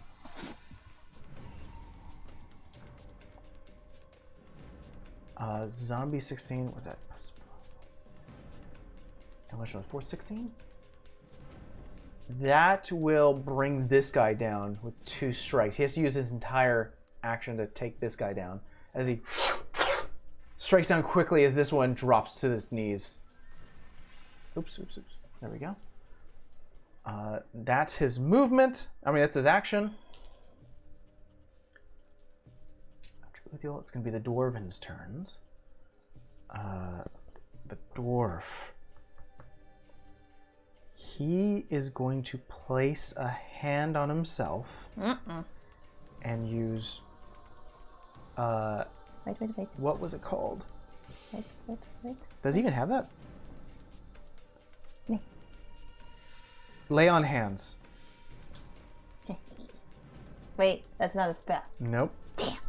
He's gonna heal 25 hit points. Yeah, damn it. Damn it. That's his action. And he is going to... He's going to make use of his sneak attack ability.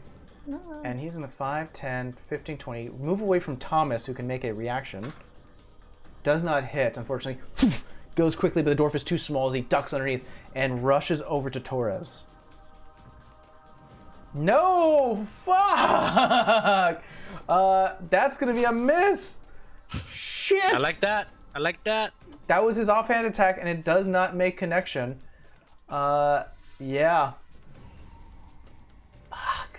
I am rolling horrible today. Savannah, you're up! Oh, I think you just made something easier for me that I was trying to figure out. Love that the zombie came. But, sorry zombie, we're disengaging. I am running back down, straight to the dwarf. Okay. 5, 10, 15, 20, 25, 30. Be... You can make it right there. Perfect. To him. You have to go right about there to actually Right go with there. the melee rage. And I'm just gonna sneak it. I'm gonna go ahead and short sword him. Okay. He's within 5 feet of an ally, Torres, so you do have sneak attack if you land this hit. See, that's not gonna hit. That's not gonna. Oh, you. God damn it. Unfortunately, with the battle currently ensuing, there's a lot of bodies, and you're getting bumped and hit as you currently strike outwards, and you unable to make a strike. Can I do anything out of my bonus action? You use your bonus action to disengage. Well, that means you could, if you still have movement, you can use your tabaxi speed to give yourself another 30 feet. But once you've used that, that's done for the day. And you've already used your bonus action to disengage, meaning that if you move away from any of these guys, they will not get an opportunity attack on you. No, I'm stuck there. All right, I'm ending my turn. All right. Rolly, you're up. All right. Well, second verse, same as the first. Rolly's a one-man army right now. I'll gas no brakes. Let us go reckless attack. And I'm going to swing at which of these three look the worst that are right in front of me. Roll me another perception check. It's not gonna be hard. Not a high DC, but we'll see. Oh man, that'll be a 10. 10. Like I said, it wasn't that hard. Sweet. You are. The regular zombies look fairly clean. Well, non-damaged. The spreaders, however, 6 and 2. 6 looks more damaged. Okay. Also, you need me to roll for the turn, or is it just an auto-immune? No, you're currently immune for 24 hours. Oh. Mwah! Still Yes. poisoned, so you're rolling standard. Got it. Straight roll. All right. Well, let's attack zombie number 6.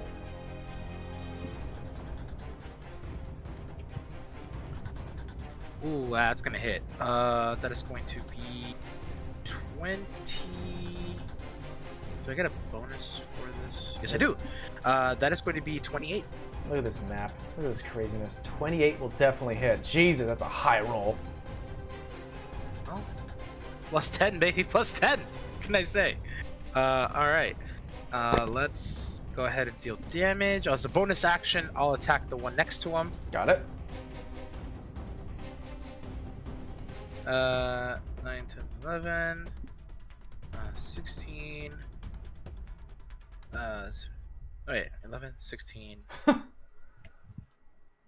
22 points of damage on that. You take out number 6. Oh. What do you beautiful. cleave him? I cut his head off. The eyes are looking at me funny. Yeah, another head flies into the air and lands several feet away as you slice through him, using the momentum like you did last time to cut through number 2. Roll me attack on that guy as a bonus action. Alright. So this guy's gone. Okay, that's gonna be not as good. That's going to be a 20. That's gonna be a 12. 12. On Zombie Spreader 12. That is, they have an AC of lower than that. That hits. They're not very dexterous. So that'll be 17 points of damage on that one. It's still up. I'm gonna roll a d20 real quick. Yeah, it's still up. Yeah. Alright, I'll need that one to roll a strength save. Oh yeah, true. Let's see here. Okay, got it. Sorry, I was doing math in my head. 14. That I believe fails. Yeah, that fails. Okay, we can say that you kick him out this way, and you can take his space if you want. I will not take his space. Perfect. You kick him out poof, in a corner direction, like almost like kicking in a pocket pool. He bundles over, falls over, and is now currently a bit further away from you now. Dope. Now I'm gonna focus my attention to zombie number 3, and I'm going to attack him. Go for it. Oh, was I supposed to be taking poison damage? No, you're good. Poison just makes you disadvantage. Got it. All right. Okay, 24. 24 hits. Roll your damage. Roger. There we go. That's what I'm talking about. All right, so that's going to be 17, 20, 26 points of damage total. Fuck. Because you are also dealing some radiant damage, the zombies have no use of their undead endurance ability and cannot roll to stay alive. This one is completely dead. It has no chance. As you, the radiant light that you leave behind, the gash and wound just continues to fizzle onto the undead bodies. That lands onto the floor and it cannot get back up. Okay. To be on similar footing with everyone, I'm now going to take 2 attacks of opportunity, both with advantage. I'm gonna move over here. So first one will come from Zombie 2. So feel free to roll. You are now 15 feet away from Clot, so that one will also get an attack too. Oh So shit! they were Okay. only Yeah. 10 feet. Yeah, Zombie Clot has a range of 10 feet. He's Oh. leaving his range. Ew. So zombie number 2 will attack first. Ew. That's going to be an 8 to hit. That misses. Spreader number 2, since you're leaving his range, is okay. A 9 to hit. That misses, and now the Clot is going to hit. No. That's better. Yeah. You are rolling with advantage. I am rolling with it. I have been rolling with. I rolled a 2 and a 4 last time, and then a 3 and a 5 the round before. The attack for it. This one now, however, is going to be a 26. Ooh boy. Yeah, it's gonna connect. Yes. That'll do it. That'll do it. Yeah, you talking shit. Maybe. That's going to be 19 points of damage reduced to half. You take 8 points of damage. Well, Alright, 19. that's Yeah. reasonable. Reasonable. All right. And Wait. then What's 18? No, 19. no, it's divided- 9. 9. You take 9 points of damage. 9. Yeah. Okay. Still Math. reasonable. Down, yeah. Still reasonable. All right, and then I'm going to move.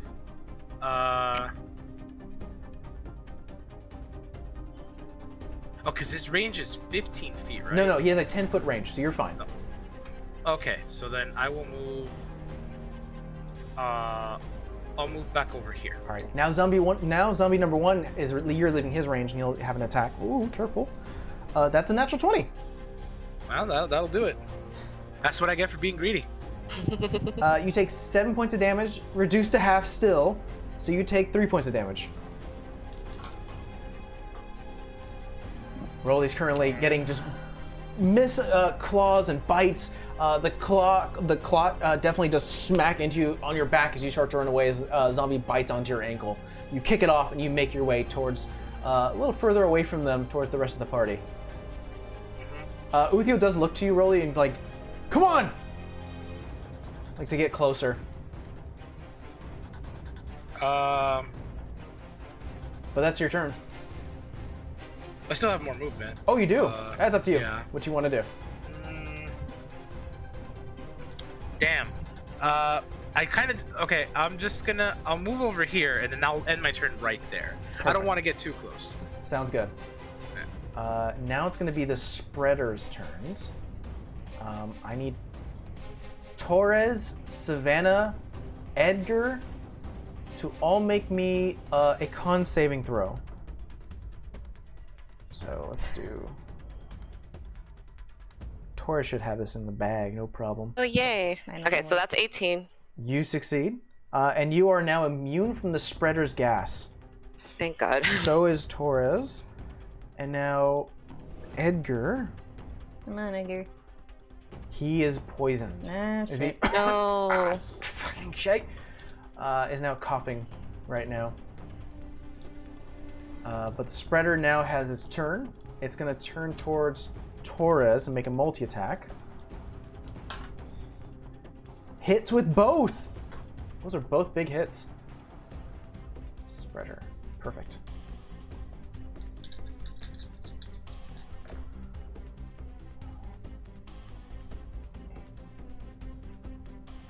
What is that? What is that number?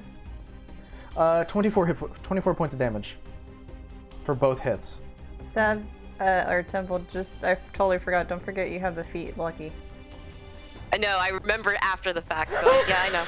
I was like, wait, somebody has fucking lucky. Who is it? No, it was like, I saw it because I'm thinking of something else, and I'm like, fuck. That's as far as he can go.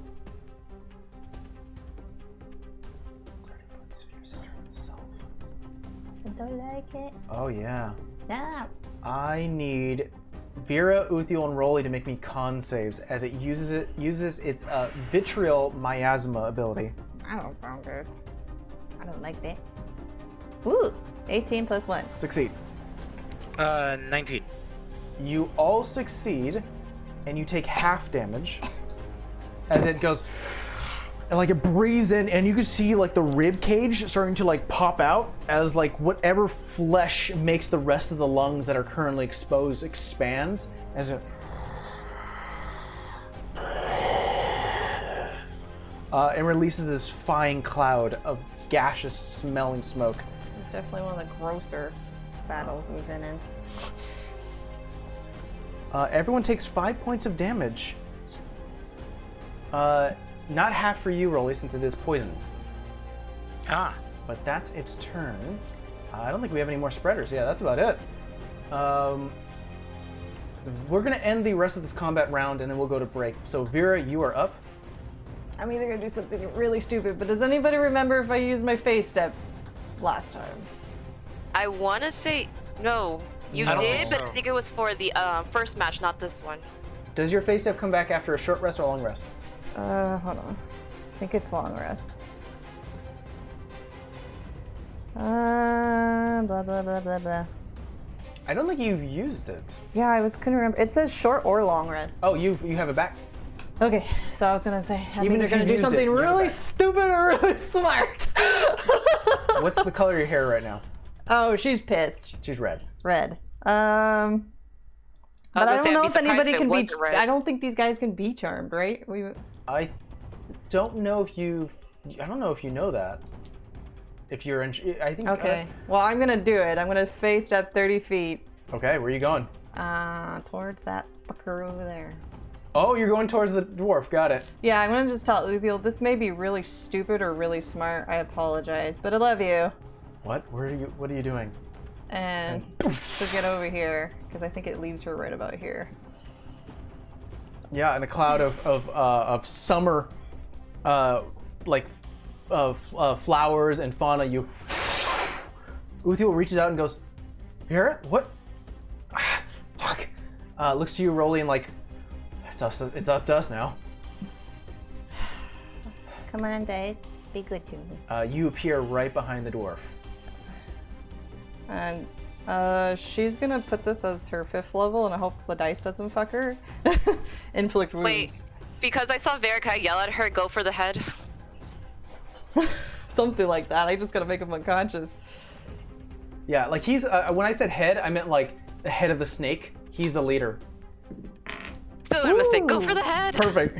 19 plus 8, so 27. Yeah, that is. And she's just gonna grab him from behind and grab his throat, and she's like, "Enough already! I need more d10s though." Are you doing inflict wounds? Fucking Yes. hell. Shit. So that's 3d10 plus, because it's a 1st level. So I gotta add 4 more d10s to this. Let me know if you need any. 3. It's me. You know better than that. It's true. Be good. Don't fuck me up. She don't want to touch this gross guy anyway. The moment you place your hands around the neck of this dwarf, it almost feels wavering, almost like when you place your fingers into it, like the muscles change and twitch. Like 41 points of damage. 41 points of damage. You. Everyone sees a flash of light as you see the necrotic energy start to glow and radiate through your fingertips. As you grab, you feel the weird, ever-shifting movement of this being as you... Enough! Bits of light shine out of his mouth and eyes as he is like... Ah! Ah! He's still standing, but it hit. That hit was a hard hit. I can't do anything else. That's it. That ends my Alright. turn. It's okay. It's okay. I think we're in a good position though. It's now the zombie clot's turns. This one's gonna shift up a little. Nope, not that way. A little up, and it's gonna reach out towards Torres and Edgar. So let's do Torres first. That's a natural 1. Stop rolling bad. That will hit Edgar. Edgar's been getting hit a lot. I know.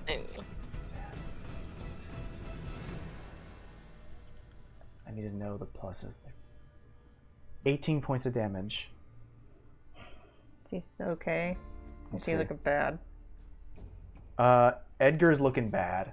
As he's like, I can't fucking catch a break!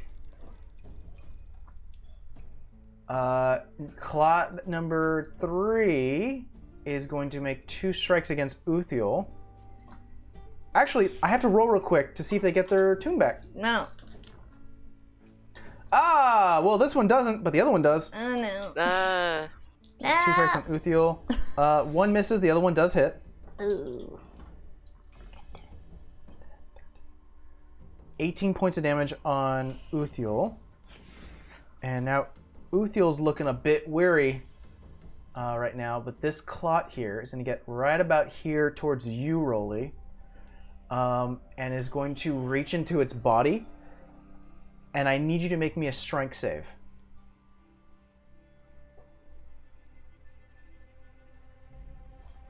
That is going to be a 26. 26. It overshoots it. It actually gets you and you break out of it before it starts to form. It's almost like a seedling where like these massive bodies hit the floor next to your feet and start to grow and climb upon each other. You reach outwards and the body parts scatter across the battlefield. Like, did you just try to... You did. You son of a bitch.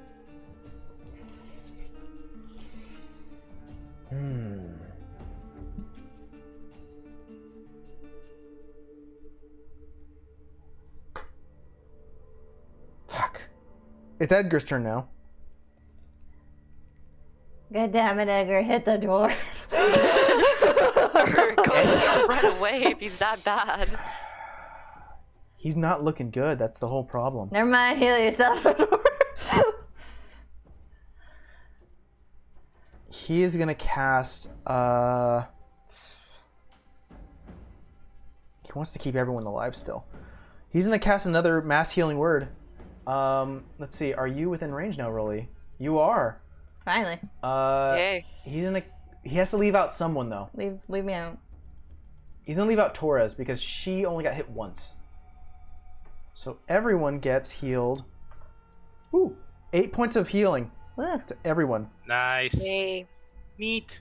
Remember, Thomas and Uthiel's maximums are up by 10. Oh, it's right. And he'll use his action to attack with his pike again. Because that's all he can do. Yeah, that's all they can do right now. That will hit. It's a D10.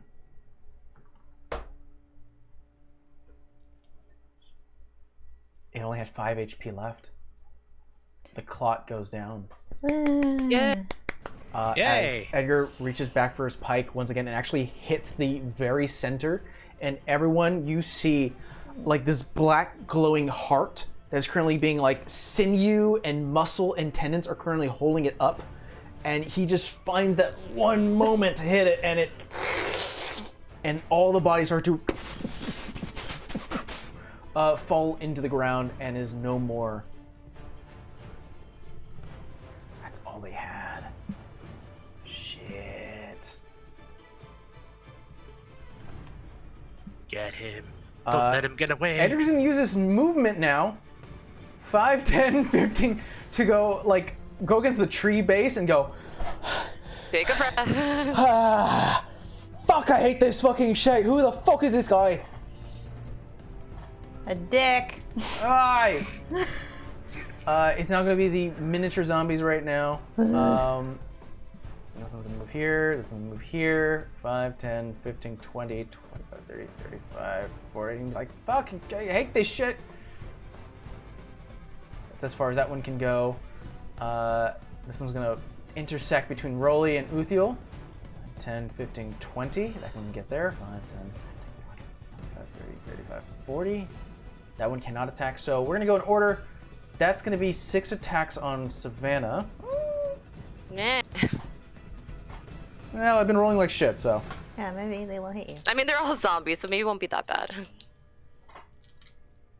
Famous last words. Yeah. Okay, we're gonna go in order. Like that. There. There. And there. All right, the first one jumps towards you, Savannah. Tries to go for a bite attack. Tries to sink its teeth into your shoulder, and that will be a 16 to hit. Hits. You take 3 points of damage from that. Natural 20 on the claw attack. Oof. Dodger bait. You take 6 points. Sorry. 6 points of damage on that. There's still six others, so. Damn, I have a question. What? Do you work like Nick works, and she can use her, not to be this asshole, but can she use her lucky to make you reroll? Yeah, of course. Just say. You can make me re-roll that natural 20 if you want. Right now, because I remember I have lucky, I have to kind of save some stuff Yeah. because we're about to go for broke. So keep going. Okay, so that's 6 points of damage that you took. The other one's going to be a 5. That's a bite. The other one's going to be a 17. Fail. A 17. That's gonna fail. 17's gonna hit or take. You take 4 points of damage. Okay. Next one's going to be a bite. This is the last one because they do a bite and then a claw. So this is going to be a dirty 20 to hit. Okay. You take 2 points of damage. And the last one's a natural 1. The claw misses. So that was 8, 4, 6 together for the damage? Wait. I don't remember. I remember I was there's giving a you 2 5 and a pieces. 1, so 2 So of let's them were say 6. in total, because I think I hit you about a few times. Let's say in total it's about 12 points of damage. Alright, that's fine. I feel Pretty like much that's all enough. the stuff Edgar's been giving me, it's been going right back out. He's been trying to keep everyone alive as much as he can. Uthiel is within range. He's going to get attacked. The bite will hit, and he'll take 2 points of damage. He's not looking good. Oh, he did heal, though. He got... Yeah, you got 8. 8 cells. Let me heal the rest of the people before I continue. 8. And then... Heal him damn self. Yeah, he has to heal him damn self, too. Perfect. He's feeling a little better. So that was attack on that. And then Rolly, only one of them is going to be able to attack on you. The bite is going to be a 24 to hit. Yeah, we'll hit. You take 3 points of damage, reduced to half. You take 1. And the claw does 12 to hit. That misses. All right, guys. Feels like the battle is starting to shift a little bit, but we're not sure. We still got some giant clods in the arena. But we're gonna go take a 10-minute break for you guys. So work out a strategy, stretch those legs, get some water, and we'll see you guys in 10.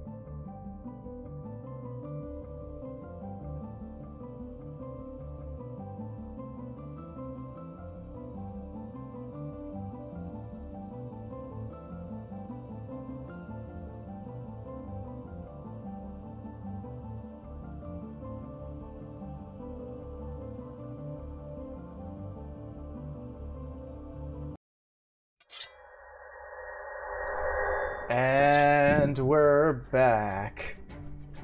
We're starting back in the top of the order as we find our party still continuing fighting the undead as they rile and bite and claw and bludgeon and tomb our party as all being assumingly controlled as Savannah has currently figured out, or at least has an inkling towards this dwarven individual who has been having it out towards Savannah since the very beginning.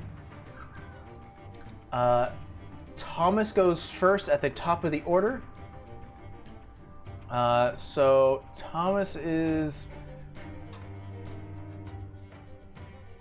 he sees his friends in trouble. I'm gonna roll to see if he breaks orders. Yeah, he's gonna break orders. He's been told to attack the dwarf, but Edgar looks bad. Rolly's and Uthiel versus these giant things without any backup. 5, 10, 15, 20, 25. So let me get this straight. All the women are over there trying to kill them. He's gonna throw a They dagger. understood the assignment. I don't know what happened with the guys. He's gonna throw a dagger at the zombie in front of Rolly. Well, no, it's about like I'm not gonna give Rolly shit because he was at the very far end, but the rest of y'all. it's all right. It's okay. There, we got this. We got this. I'm counting Torres in there too. Like all the girls are right. It's like we got me, you, and Torres. We got this.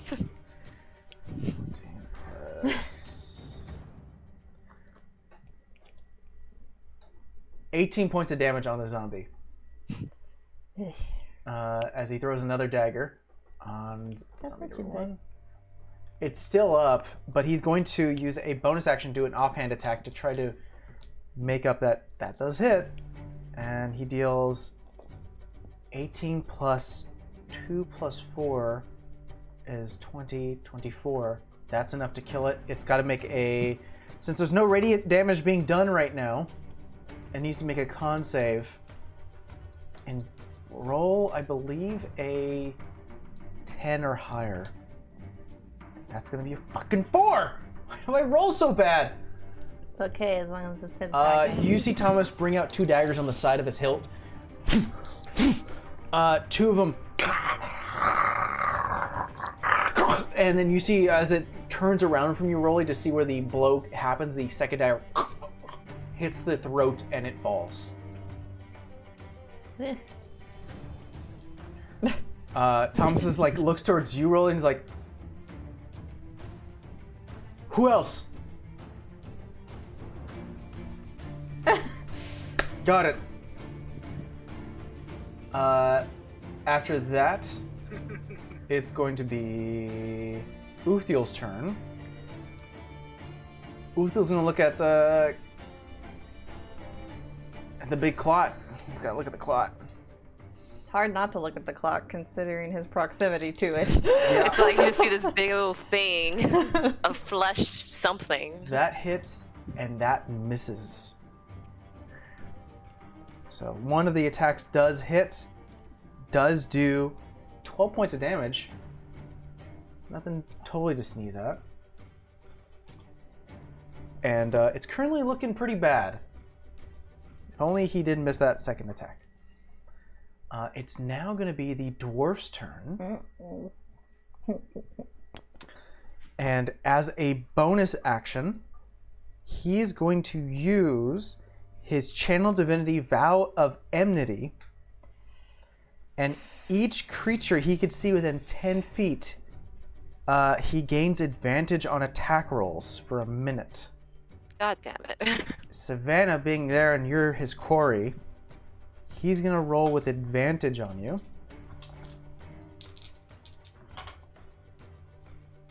Not a crit, but that's a 27.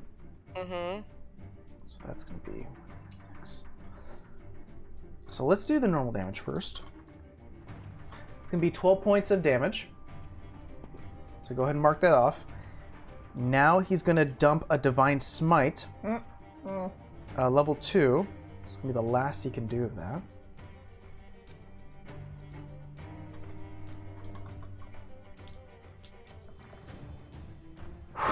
Shit. That's an additional 15 points of damage. Ouch. And lastly, since he did it with advantage, he has sneak attack. He only does that. No, the other dwarf in our campaign was nicer. Just want everybody to know that. I don't like dwarves in this campaign. Suddenly I don't like dwarves. That's going to be 11 points of damage of sneak attack. And he is going to use his Wails from the Grave ability. What the hell is this? And he's going to grab that sneak attack damage, that 11 points, deals it to you, Savannah. By the way, I just noticed that you guys are out of order this entire time. Oh my god, I feel so embarrassed. There we go. I know. What's wrong with me? Minus some damage. No. You know that whole 11 points, you just give it back. 11 points of damage to you, Savannah. Grabs that you could almost feel like these purple smoke starting to come out of you as he stabs you with a short sword. And grabs onto that smoke and thrusts it into you, Vera, as you take 11 points as well. Oh, fuck you, you shrimp. As a bonus action, I swear this goddamn thing. he's going to use his disengage ability and go 5, 10, 15, 20, 25, 30. As he's going to try to make a break for it as far as he can do. Thomas, kill the fucking dwarf! Thomas, get the fucking dwarf! Alright! Savannah, you're up. Fuck. Vera, Yes. I have a job for you. What is that? Keep me alive. That's the idea. I'm casting Lucky Oasis. Oh! And I am chasing after the dwarf. Shit. Well, they all get attacks on disadvantage, correct? That's fine. Okay. They're all getting opportunity attacks, so it's 1, 2, 3, 4 of them. Disadvantage. So let's do the zombie 21. Nope. Ooh, okay. Plus 3, 13. That's not gonna hit. The other one is gonna be a nope. That's not gonna hit. And the spreader. Disadvantage. No, that's not gonna hit either. Action to cast it. You start to run towards. You have a bonus action. You can do an offhand attack if you wish. To the dwarf? Yeah.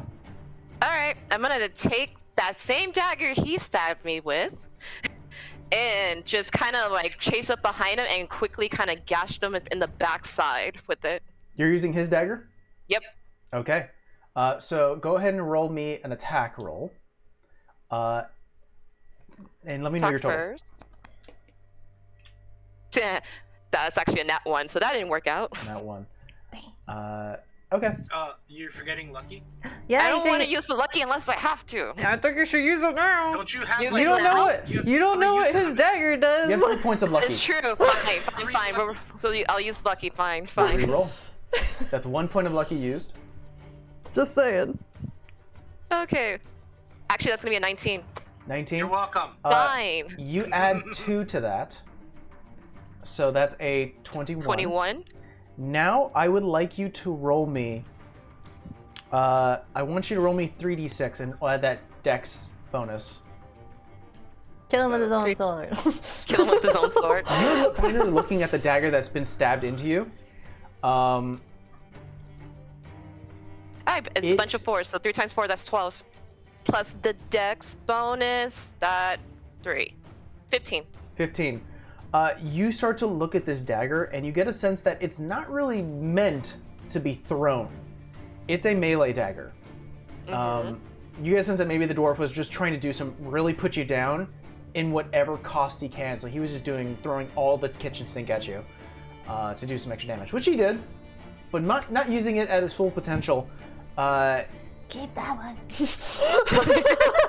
So you do 15 points of damage, which is pretty fucking heavy for a dagger. All right. Yeah. See, that was bonus action, that was movement, so I guess I'm ending my turn there. Okay.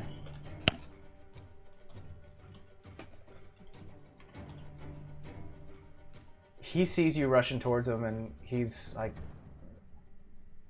it's almost caught in a. He's not sure. Okay, all right. And because I casted Lucky Oasis, there's 3 of me. So. Shit, that's right. Rolly, you're up. Oh, you thought about this. Well, dog will hunt. So, You sound very far away. Oh, you have to move your mic up. Should I move their mic? I'm here now. Perfect. Dog will hunt. All gas, no bricks. Reckless attack. All right. You are no longer disadvantaged when you do your attacks. Shooting zombie number 2 first. Got it.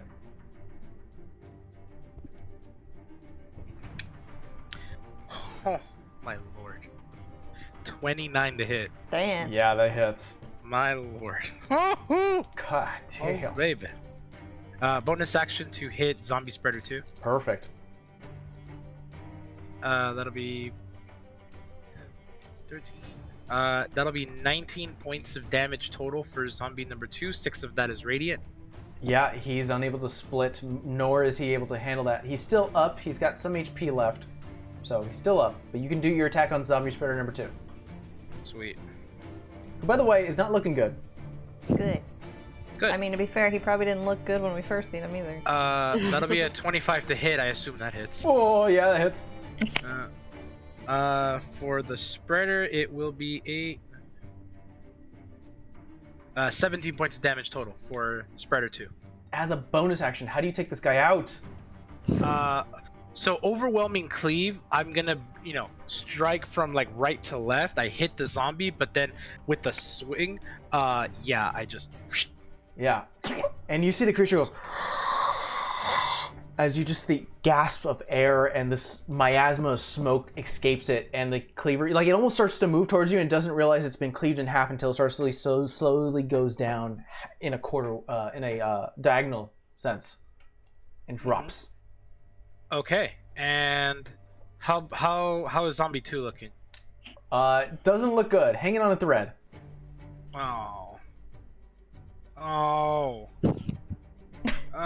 don't want to spend attack on this. I'd rather hit the clot. Oh, shit. They hit the clot. You know what? I will. Yeah, I will. I'm gonna do it. Zombie 2, do your worst. That's gonna be a 14. That's gonna be a miss. I said your worst. Alright, and I'm gonna use my second attack on clot number 2. Go for it. Dirty 20. Yeah, that hits. Alright, let's go.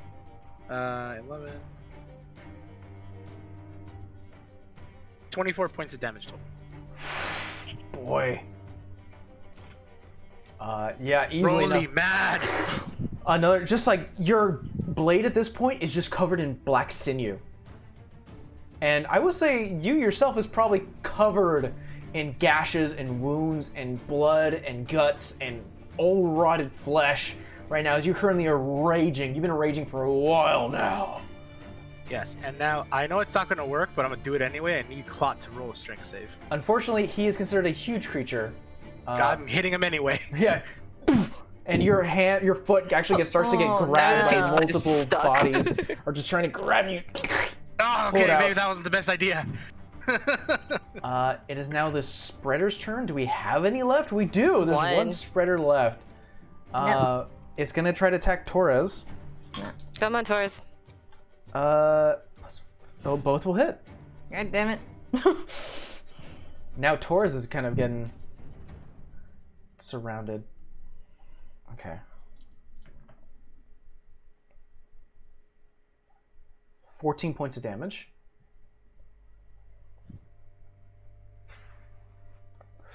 Now Torres is not looking good. Yeah.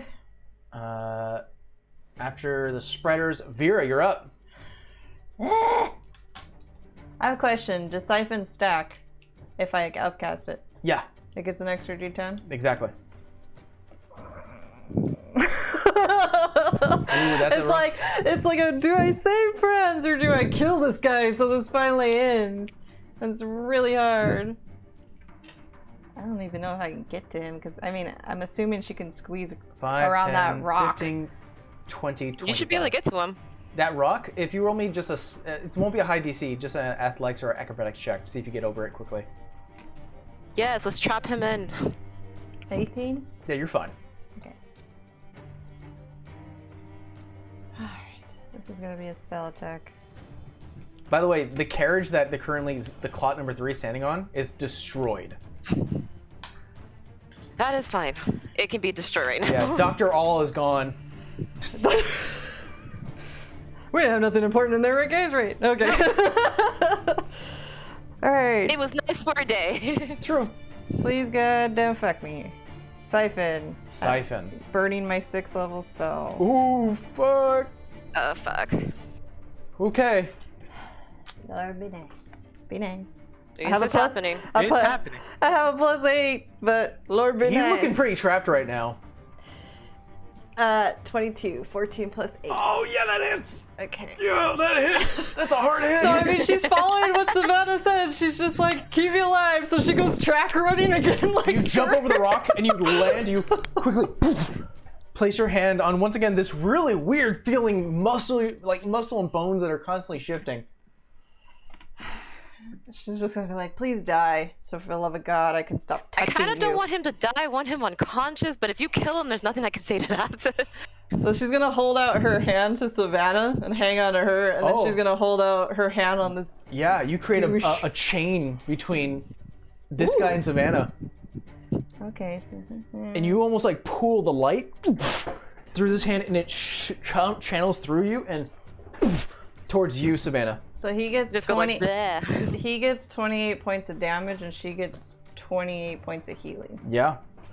Yep, needed that. Thank you. God, that's good. Ooh. Nice. He's still up, but he is looking pretty bad. She's probably just out of breath, and she's like, Thomas, God damn it, I swear to God, if you don't hit him, I'm gonna hit you. After Vera, it's gonna be Torres, who is... Poor Taurus, we left her by herself. Torres kind of is by herself right now. I'm just gonna tell her, run, bitch, run! She's gonna use both attacks on the It's like, spreader. kill the spreader and run. One attack does hit. Oh, 12 points of damage. Not bad on number 4. And she's gonna use a bonus action to do Second Wind. Oh, good job. And she's gonna heal 10 points of damage. Feeling a little better. After Torres, it's gonna be the Clots. They're gonna roll to see if they get their thing back.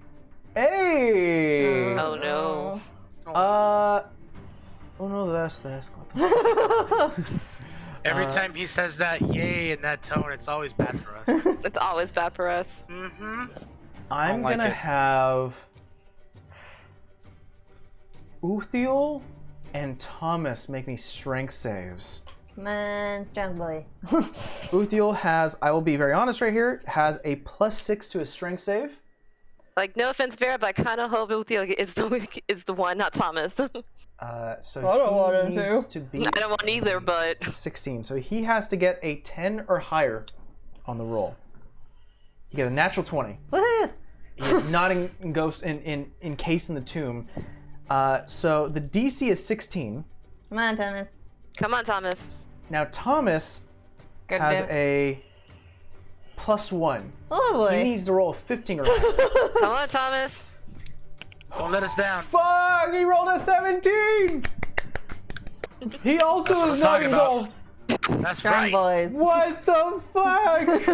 That's right. Yeah, Good the boys. Good True go. 14, almost like war instinct. You know, old training days come in as they quickly slash at whatever is around their feet and go right back into a readied action to attack both Thomas and Uthiel. And by this time, it is like a madness around the old True 14 as they're looking at Uthiel like in wide-eyed, like they can't concentrate on that right now. But that was both Clot's abilities because that's an action to do so. Edgar is gonna go 5, 10, 15, and he's gonna use his he was saving it for something else, but he's gonna have to use it now. Oh no, he has 2 uses. He's gonna use his Channel Divinity. And he's gonna do... Does he have Destroy here? He does. He does have. He has Destroy Undead. Yeah. 'Cause I think I got that at 8th or something. Perfect. Zombie 4, Zombie 5, Zombie 21, and Zombie 13, as well as... No, the spreader's too high. They all need to make Wisdom saves. Now you can roll low. Hmm? I said now you can roll low. Yeah. What does it say? Must make Wisdom save, yes. And the zombies themselves have a -2 to their saves. So let's roll 1, 2, 3, 4. Okay. Okay. Okay and K. You see Edgar go, fucking done with this motherfucking piece of fucking shit, and just cusses everything out, and an explosive cacophony of this radiant energy goes outwards, and these three explode into ash. Yeah, 21 is left. So who do we have on the board? 21, 17, and 2. Okay.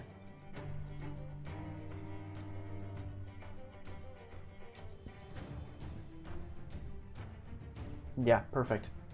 That's going to be his action. His bonus action is going to be Healing Word. Normal. Oh wait, no, is Mass Healing Word a bonus action? It is!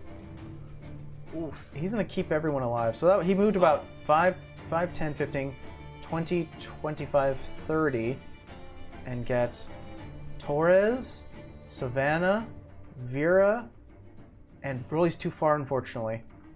All gas, no brakes. Yeah. Oh, yeah. Everyone gets 8 points of healing. So that means Thomas... Thomas is at full again. Yeah. Oh, he has the extra 10. Remember? Yeah. Yeah. He's been getting. Uthiel feels way better now. Whoa. He was not doing well, but he feels a little better now as Edgar once again releases this aura of energy to heal as many people as he can, including himself, because he needs it. It's now the zombies' turns. This one's gonna go towards Torres. This one's gonna go towards you, Rolly, and they're all gonna. Let's all make rolls here. 2, 1, 5. Let's go in order.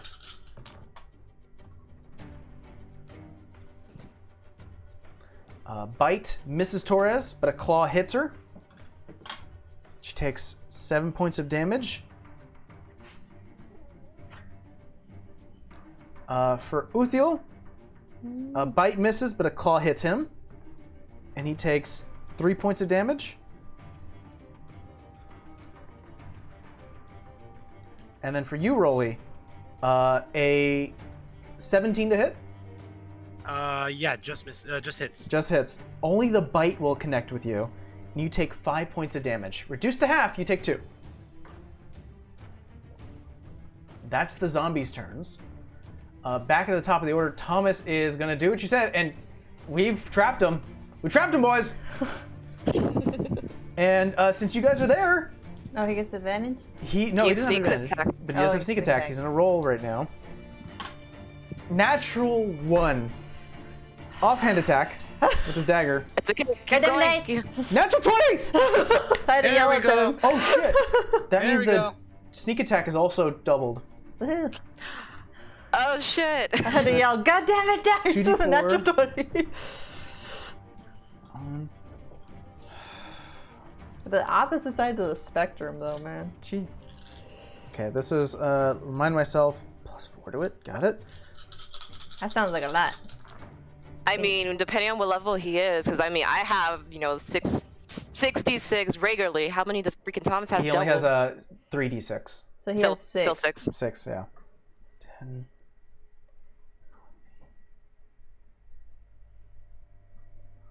29 points of damage. Dang, you go, Thomas. Oh fuck, he's looking bad. Still not dead. He's still not dead, but that's his turn. He still has a turn between any of us. So Thomas misses with the first one as the dwarven figure grabs the hand and is like, "Nuh-uh," with the rapier, and Thomas goes, "All right, you think you got that?" And actually stomps on his boot, and you see a knife pops out of the front of the tip of his boot. He kicks upwards and stabs him into the stomach, not knowing this is where the sneak attack happens. And he's like, "Oh!" Just blood starts to pour outwards as Thomas is like, "We've got fucking tricks everywhere in the troops. You think that's all I had?" It's now going to be Uthiel's turn.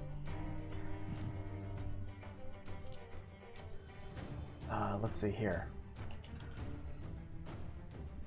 Uthiel is now going to... Man, that guy's not looking good.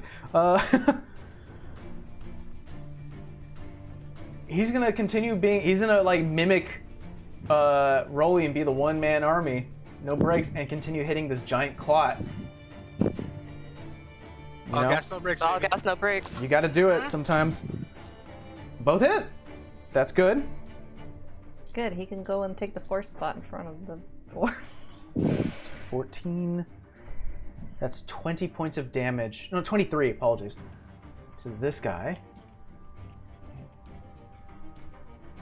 It's barely hanging on. And he has no more attacks on that. There's some sturdy ass zombies. Yeah. Well, the clots are huge things. It is now the dwarf's turn. No. He is Nope. right now just surrounded. Technically, he can't move. Nope.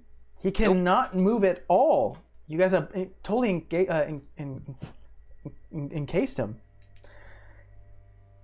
You're still affected, however, by the vow of enmity because it goes for a minute. So he's gonna, like a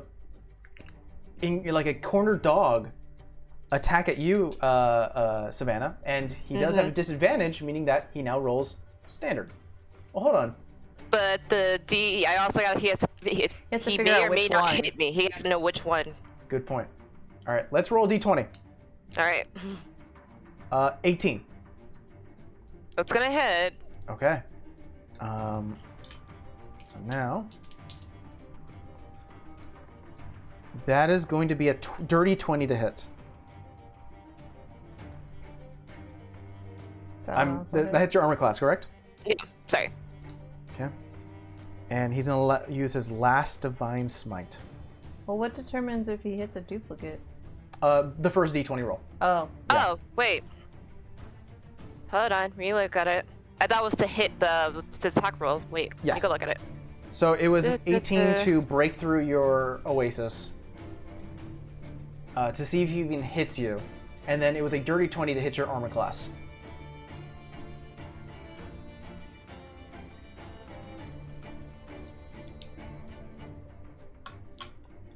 Am I correct?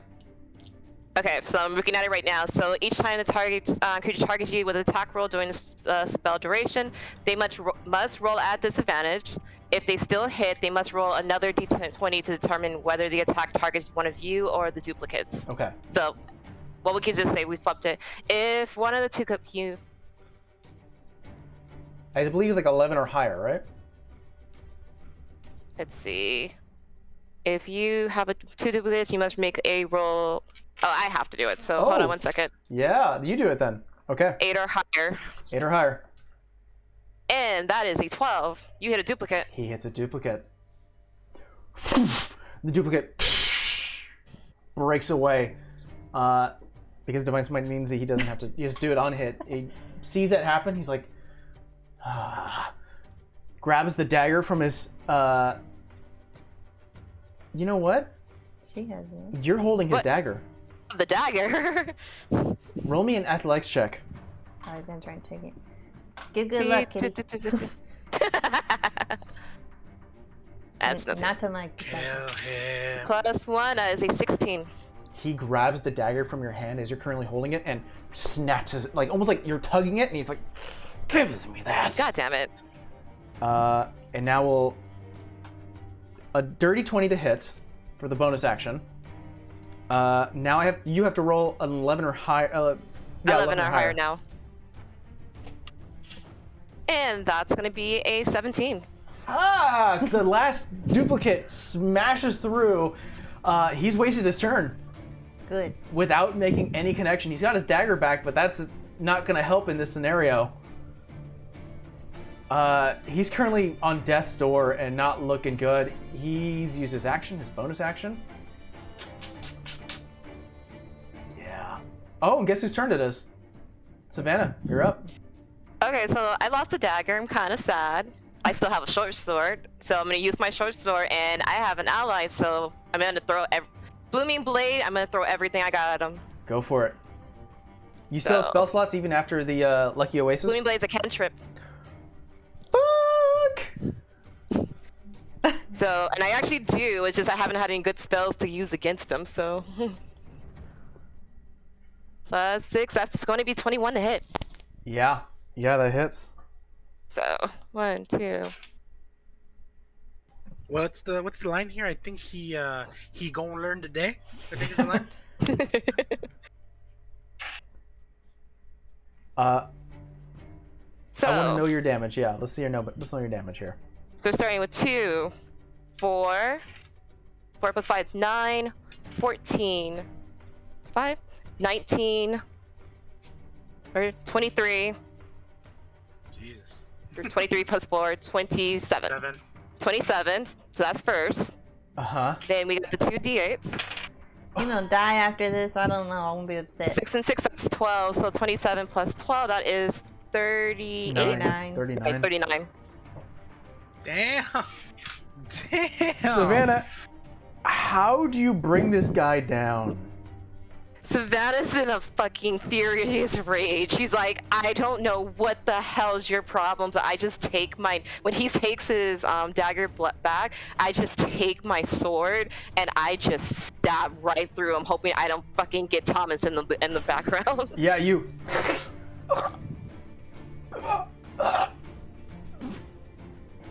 He actually grabs your shoulders, Savannah, And just grab each pulls other. himself closer to you, goes, she's fucking waiting. I won't be the... And he drops. So now, what ends up happening right now, guys, as the dwarf falls, each of these creatures need to roll higher than a 10 on their d20 to stay up. So we're gonna go from left to right. Zombie 21, 17, still up. The Clot, 7 is dropped. Zombie 17, 11, still up. Zombie 2, 9 is down. And Clot number 2, 11, still up. Yeah. The force to keep these creatures under check is gone. You've noticed that the entire fight, they've been up and fighting for the dwarven individual, but now that he has dropped, no longer have scope and allegiance. And some of them have already dropped due to the loss of magic. So, with him gone and Savannah, the end of your turn taken. By the way, this cart, fucking destroyed. Yeah. It is nothing but right. rubble. Fucking figured. Rolly, you're up. Wait, because I still have movement, right? You do. Seeing that, who would be the most beneficial? I'm going to run back to Taurus to go help. I'm just going to keep on going. Oh, yeah. And then I'll end my turn. Perfect. Rolly, you're up. I see everything fall down, and I see this big clot just still in front of me, and the only words I have are, yes! And I proceed to reckless attack. Go for it. Yes! And I'm just shouting yes, it's like a madman at the top of my lungs. That is going to be a 21 to hit. Uh-huh. That is going to be 8, 9, 10, 11, 13 points of damage. Rolly, how do you take out a massive pile of bodies and torsos and heads and clawing? I take it out sadistically, slashing it without purpose while screaming, yes! Yeah! Okay. Like a madman, you start Like a to madman. chop this thing up into bits. You still have a second attack. I'm going to carefully analyze the battlefield while still screaming yes in a bloodlust. Uh-huh. And I'll look at Uthiel and I'll remember, wait, Uthiel was killed before. He's not dying on my watch.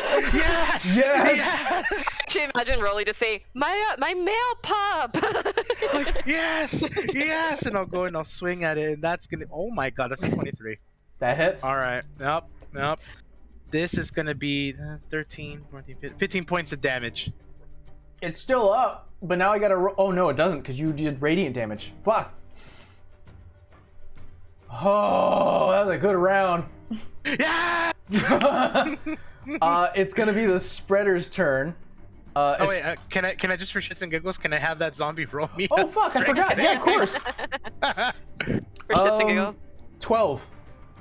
It fails. I think it's boot kicked.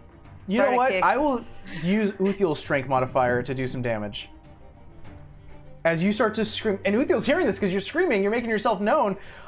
He looks towards you, seeing the thing fall behind him, and he sees you running towards it. You slash it with your second attack. Shoulder check. There goes my dice because my cat decided to throw that on the floor. You shoulder check it. Uthiel gets an elbow ready and clocks the back of the neck, and kitty. deals I just went. deals 4 points of additional damage. But this is why we don't allow you in here. Because you just steal D20s He and rolled a shit. 14, my cat.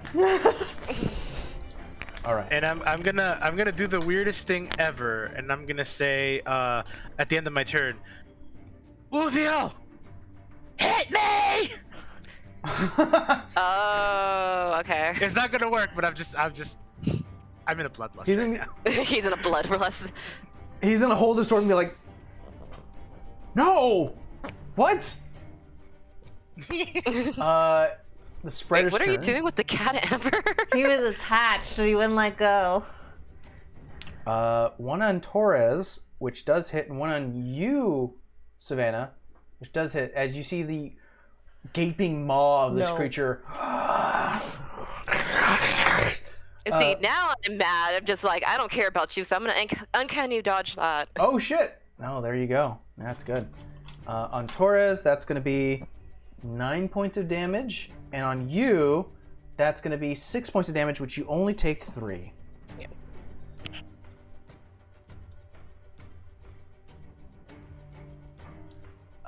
After that, it is gonna be spreaders, and now it's gonna be you, Vera.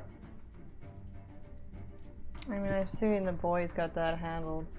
I'm just gonna tell Thomas, save his head. I need to talk to him later. And I'm gonna go run over here. Wait. I think I can do it from here.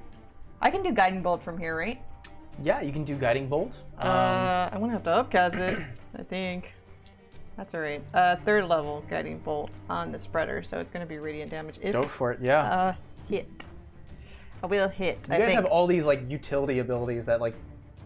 What'd you roll? 12 plus 8, so dirty 20. Oh yeah, that hits. So, first level,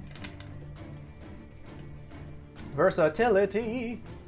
5, 6.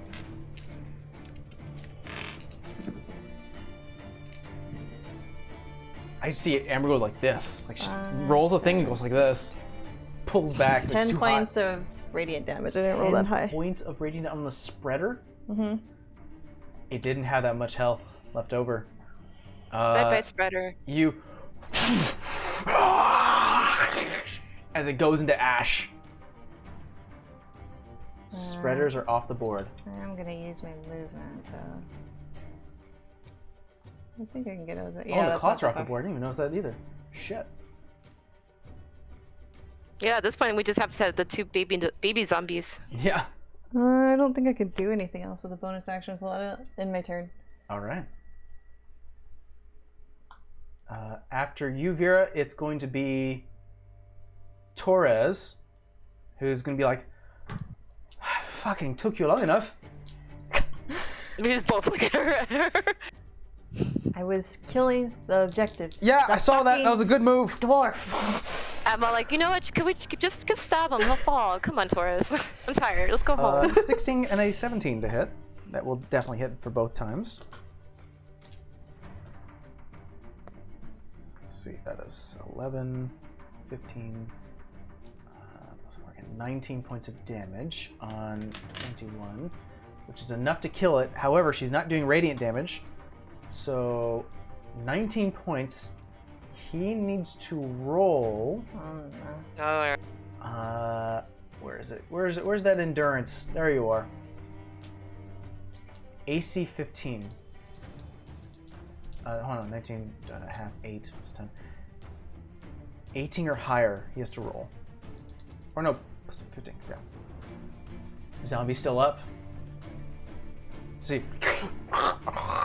it's like missing half its face and like it's got no arms. It can only bite at this point, but it's still standing. stupid zombie. That's after Torres. It's now going to be Edgar's turn. He's already used both channel divinities. He wanted to. He could destroy them both, but he can't now. He is going to.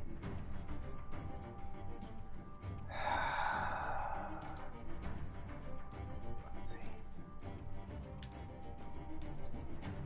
Yeah, he's gonna rush to Uthiel. Just kind of fucking in amazement that he's still up. And he's in like, I don't even fucking know what to believe. Are you a fucking illusion or some shit? Uthiel just sort of smiles and goes, no. You mind? Of course I fucking mind, but I'll do it anyways. He'll place a hand on Uthiel's weapon and cast magic weapon. A holy weapon? No, magic weapon. It is a different thing that war clerics get. So now Uthiel has a +2 or +1 to both attack and damage. And it starts to shine radiant light. So that's going to be his turn. Slashy, slashy. Slashy, slashy. It's going to be the zombie's turn. This one's going to try to attack Torres. 1 hits. 9 points of damage. What's she doing? Not looking good. But I think she feels confident enough that she can survive this. 1 attack, actually both attacks on Rolly, because Rolly's been sort of doing a lot of scary damage. Dirty 20 and a 19. Ow. You take 10 points of damage. Reduced to half, 5. That's for both.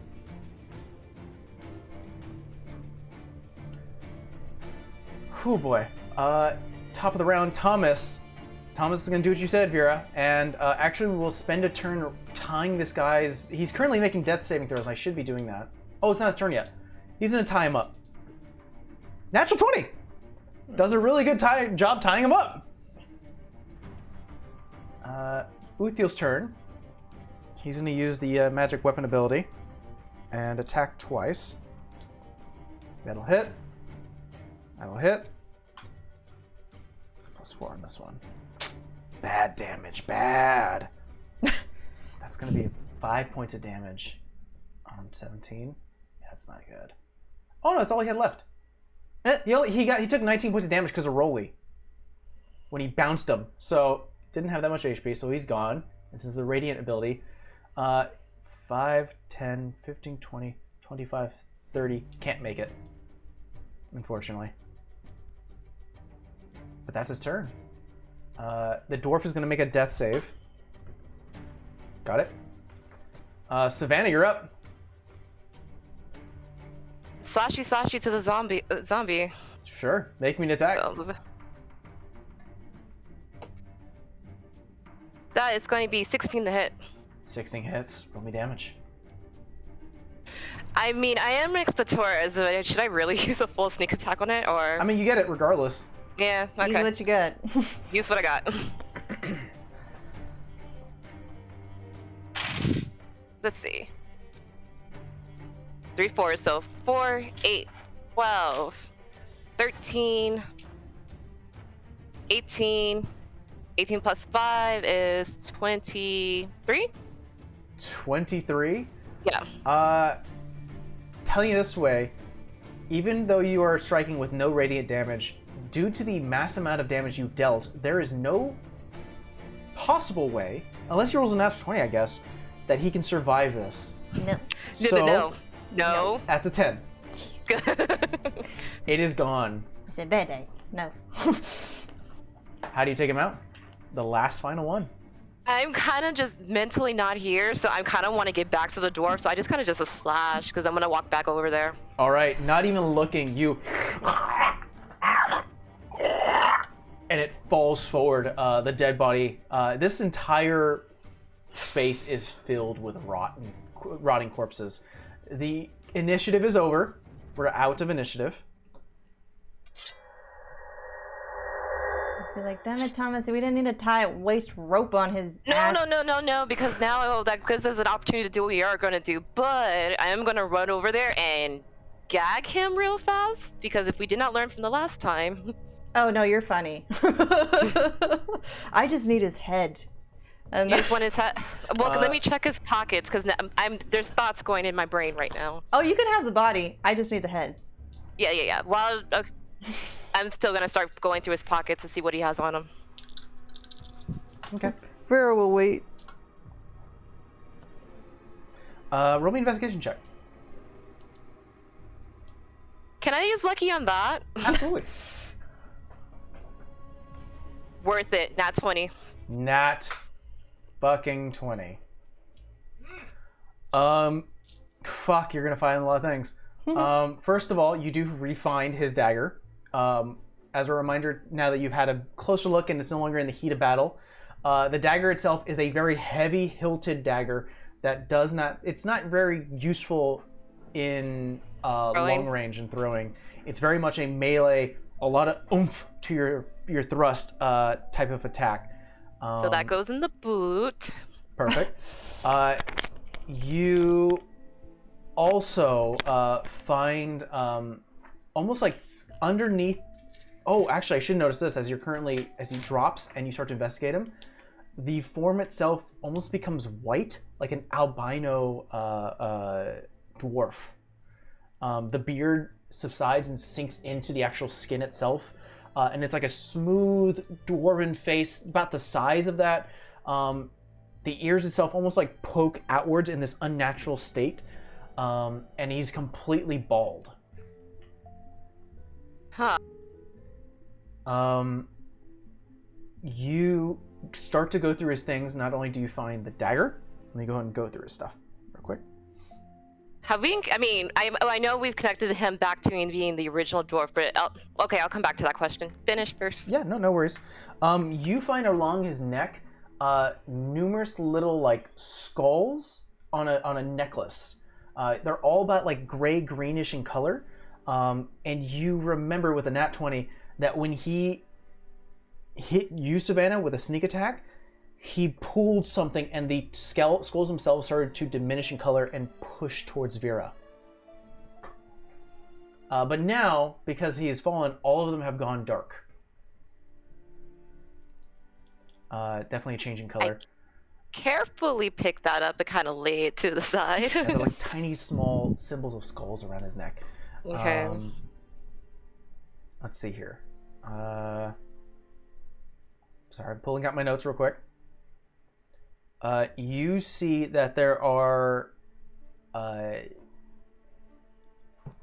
almost like nautical notes, like mappings that at first don't make any sense. You start to go through like these papers that have been like points and then maybe a little landmass, and you're like, that doesn't make any sense. But with your natural 20, you start to think back, and I'm gonna go like a full flashback. The first time you investigated into this dwarven individual, you remember sailor uniforms in his sort of like small closet of a room. And then passes, right? And then passes, yes. And you're starting to get a sense that maybe this guy was some sort of sailor. Lastly, you do find something that is like almost like a task sheet. That is, get back my map, find where it is, or get even, and then it's signed Blood Eyes.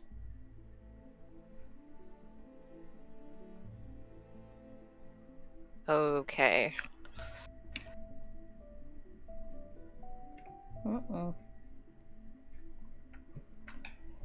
How long are we gonna be on this trip, Vera? Kind of have to go visit the king. Can I cut off his head now? Yes, you could cut off his head now. All right, she takes out her sword. Don't everybody all gasp at once. Long story. Anyway, I think as you raise your sword or your weapon, Uthiel's like, don't we want to interrogate him first? Yeah. I can talk. Well, he can be dead first. I'm just gonna kind of grab Uthiel. I'm like, don't stop her. She's scary when she's like this. But can you lie with your spell? Oh, zone of truth. Can I at least punch him one more time first? Honestly, you can punch him for me too. He's bound. He's gagged. Go ahead and punch him. I don't care. You sure you got everything out of there? Yeah, I'm pretty sure. Yeah, you better keep those. And she points the skulls away from. I'll say as this is happening, Vera, as you're kind of like getting ready to do something, you're still going to be able to do it. Weapons hit the floor. All right. And you look around, and all three members of Troop 14 are looking at Uthiel like. Torres looks to him and goes, In God's favor, this one. I don't fucking believe it. Kind of like, almost like is it a ghost? Like quickly reaches for Uthiel, like touches the cheek and is like, he's fucking warm, boys. And they all like pat his shoulders. They start to have like this big meet and greet. Like it's a joyful event as Thomas definitely is a little more shaken. And he's like, I delivered your armor to your wife. You can officially call me that now, actually. All three of them go, what? What do you mean you fucking... Did you get married without us? It was kind of like I had to kill your old boss deal, so it was a lot in a week. Yeah, we're gonna have to talk about something. So it wasn't so much that we couldn't get you here, but then like we had to go. She wouldn't let you go, so it's very raised him from the dead, and then yeah. Torres and Thomas are like, what? Edgar arrives like, I knew we could fucking kill her. That was a fucking good idea. I'm glad you did it. Fucking, that's a crazy ass bitch. By the way, this is all nice. We have a fucking problem. Oh yeah. I don't think I can fucking mentally handle all of this shit right now. Oh, I don't know how we handle it on a regular basis, to be fair. One day at a time. One day at a time. All right, you do what you got to do. All right, I'm gonna make sure everyone else is feeling good. And he sits down on the grass, pulls out a flask and just starts drinking a little bit of it. He goes, puts it down. He goes, fucking. And now you get a sense that his flask is his arcane focus. All right. Does anybody want to wake the bastard up? You want me to? Yeah, sure. Why not? You can slap him for all I care. Wait, which bastard? The tied up one. So are we killing him, or are we gonna just interrogate him? No, Uthiel has a point. Technically, if I cut off his head and he's dead, he can tell me a lie. While he's alive, if I cast a different spell and it works, he can't. I must want insurance first. Is there anything else we want to do to? I mean, we haven't tied up. Is there anything else we have? Get any chains? Torres goes, come on now. You know I like to get a little freaky. I have some manacles. I didn't need to know that. I didn't mean in bed. Fuck. Wait. Rolly our thought of idea.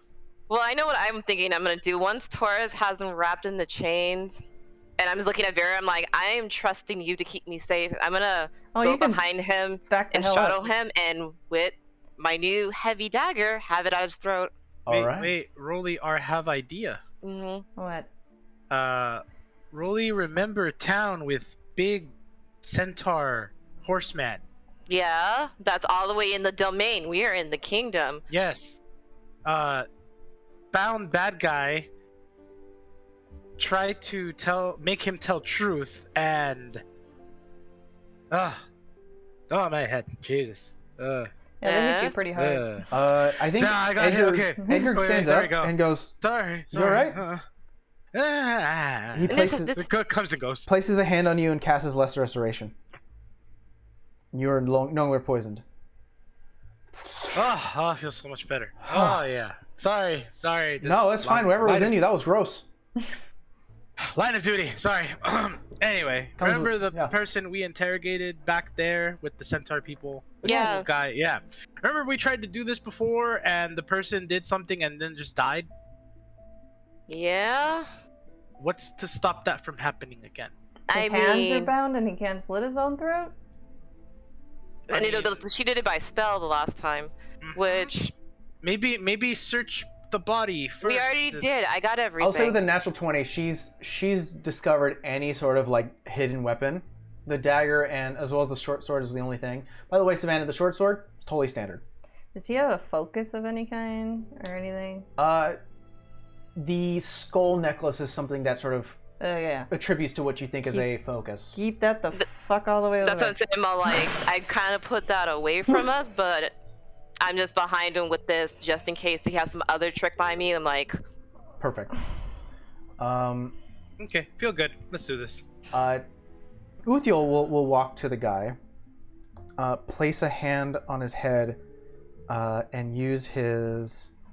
Don't use too much. That's fine. I'm only going to bring him back to talk. He will use his Healing Light ability, and he has a pool of health to give, so he's going to... You just need a point. Give he's 1 point. 1 point.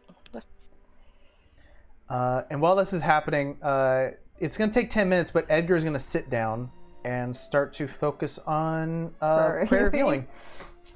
So he's not going to be involved in this, but everyone else will be. As the guy wakes up and he's like... Just like, Good morning. You all see this albino, small, long-eared, bald creature. He's like, you will listen to the nice lady and tell her what she wants to hear, okay? This one here Mm-hmm.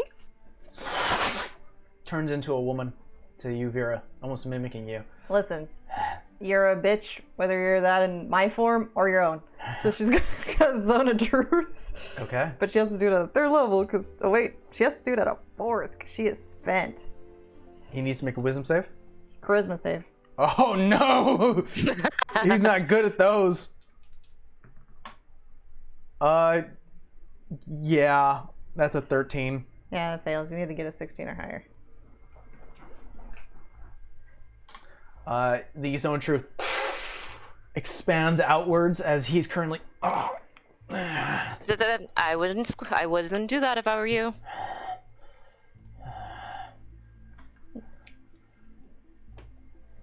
He's currently affected. You feel the magic. How do you do that shape-shifting thing, by the way? He looks around and shifts again back to his original form. What? You have a problem with the way I look? No, you're ugly in all forms in my eyes, but you know. I've been able to do this since birth. I believe the lady asked you how. Born with it. Born ugly, get it. Second question. Did she tell did Savannah tell me what the letter said? Sure. Did you read it out loud, Savannah? The signed by Blood Eyes letter. Actually, I didn't, but I'm actually gonna straight out saying, who is Blood Eyes? Roll me an intimidation check with advantage. Because even though he's in his own truth, doesn't mean he has to actually speak. With advantage. You know, I think we're doing the nicer version. We are doing the nicer, you said intimidation, right? Yeah. That's gonna be 2. So that's gonna be 19. 19.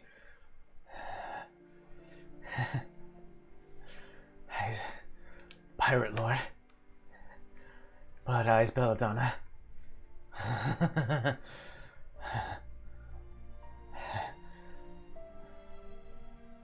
Is that what you meant by she's waiting for you? Yeah. She's waiting for whoever who stole the fucking map. What map are you talking Map? about? You don't remember?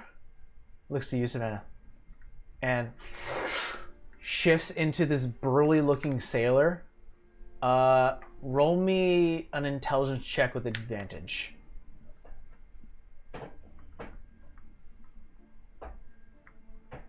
With advantage is an unnatural 20. You get a flashback and you can remember the very first job you ever did as a member of the Raven's Kiss. You flash back to this younger Savannah, less world traveled, who is looking to really make some money for your family, make a name for yours, like just get into a place where you can really make a name and claim your stake. And you can hear a younger Leon who's like, all right, we're going to put you into a trial, all right? Something very easy. Snatch and retrieve. You can hear the echoing of this flashback as he goes, there's a sailor down by the docks, off to the east. And he gives you a description. You see the same description of the sailor. Take the map, deliver it to the client, or to me, and I'll give it to the client. We'll be square. Yeah? Here's the younger self going, totally fine. And flashback once again, and you remember this as Leon actually shared this story a while back of the seaside mission, where you stole the map in under an hour. And you remember returning it back to Leon, who gave it to a couple of the other folks, and it was returned to the client. Whoever put the hit on that map, and you are brought back from that flashback. God damn it. Okay. What's the goddamn it for? We'll talk about this in private. I don't think he's gonna be much use for us, though. You got any friends that are also after us? Or just you? Yellow Sand has plenty of friends. They all do what you can do? There's only one of me. Oh, how fortunate. But Belladonna will come. Blood Eyes always does. Are we done, or do we have any other questions? Like, do you know what's on the map?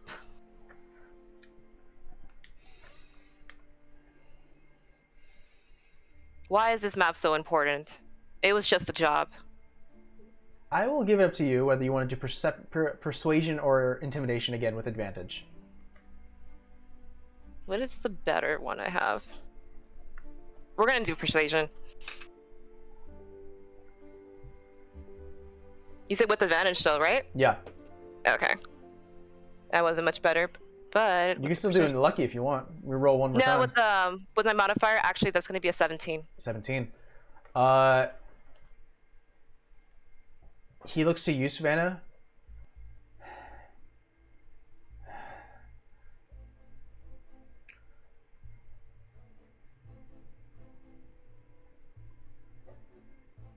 Let me loose. Promise me that. I'll give you the information. And promise me that. You know, And why should I trust this? I'll go back to Belladonna and say that you died. That's not gonna work. I could tell you right off the top, that's not gonna work. Thanks to my new friends, I kinda can't hide now. She will know you're lying in a matter of seconds and will kill you, so why should I trust you? I'm not lying. Technically not. But to her point, she could probably see through your shit pretty quick. You don't get to be a lord because you're stupid.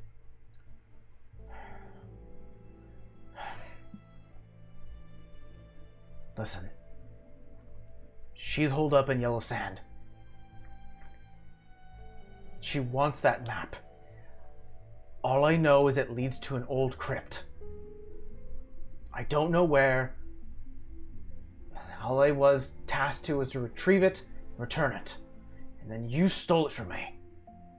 I know it was you. It took me ages to find you. I knew it was someone within a guild. I found the Raven's Kiss. I went through the ranks. I found it was you. Okay. I have an idea. We'll let you go. You keep them off our trail. I don't care how you do it. I don't care what you do. You distract them away from us.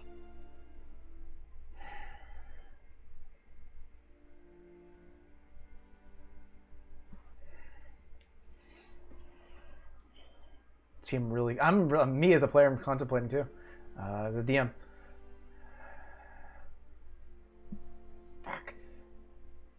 Fuck. I mean, it's either that or I put my blade through your neck, so... Either you become our ally or I let her kill you. At this point, I have no cares of it.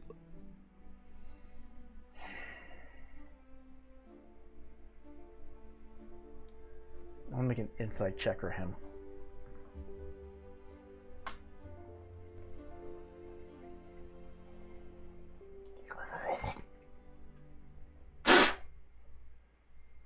Spits at you. Which one? Savannah. Behind him. Oh, you're behind him, then spits at you, Vera. Oh, clever. You have to aim a little higher, though. You're kind of far down there. So be it. Vera? She takes the hilt of her blade and puts it underneath his chin. There's already a blade there, but you put it right here. You sure about this? I'm dead either way. Alright. Fair Yeah. point. My friend, I'm gonna interject here. My friend, I don't think you understand. No, I think he has it right. He's either gonna die by our hand He's or gonna his die by boss. Heather Pickers. Well, I mean, I have no reason to kill him. It's not him I'm after. My question to you, my friend, is what does this Blood Eyes have over you? Because the way I see it, Blood Eyes dies. You're good. You looking to kill Blood Eyes? Well, that depends. That depends on your choice today, my friend. The way I see it, you're working for someone else who wanted us. So you either tell us where to find this person and live, or you continue to be a complete and total asshole and die today. I already told you where she is. Yellow Sand. We know where she is, really. The problem isn't us going to her. It's just keeping her away until we can figure out a better plan. I'm just going to say this because I don't want to say why. I need to get back home. So we need to resolve this, do that, go back. Let me rephrase. Sorry, I meant to actually say lead us to her. That's what I meant to say. Sorry. What if we held on to him for a while? Or that gives him too much of a chance to... You know, I'm gonna do what I needed to do, and she's just gonna be like, I'm not in the mood. We have to go to the damn king, we have to go to your home, and we got enough thing on our plate, and let the bitch come, and she's just gonna go through his head. And that's all I need. Right. You do have the head. Just hand her the head. When I say I need to go home, we need to get back to the Bix and Brews as soon as possible. Let's resolve this, please. The head lands, Savannah, you grab it. Somebody got a wrap. Gonna have to keep this for a little bit. You see... oh, go for it. Not my raps. Leave them alone. I didn't mean like a good wrap, I just mean need a basic one. Edgar is closing his eyes and he's like, in a fucking minute. Alright? Just tell me where it is, I'll get it myself. Not right now. And he will cast Prayer of Healing. As all this has gone down. What does Prayer of Healing even do? Or Edgar, sorry. It's D8s, up to 6 people, but if you upcast it, it's more. He has no more... oh! Nope, he has no more of that. Everyone gets...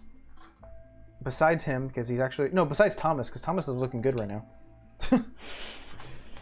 now. Everyone gets 7 points of healing.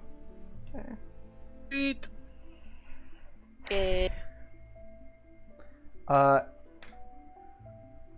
Yeah, he like.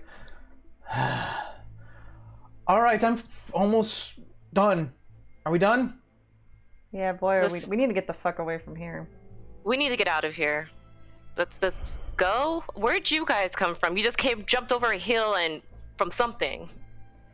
Torres kind of puts a hand on your shoulder, Savannah, and goes, "We, as a fucking thing that we do, we patrol the forest around Uldale because we've got nothing else to do." Well, we were looking for you, so I mean, you This saved works. us that hassle, so can you take us somewhere to rest, Yeah, please? come follow us. We know a shortcut.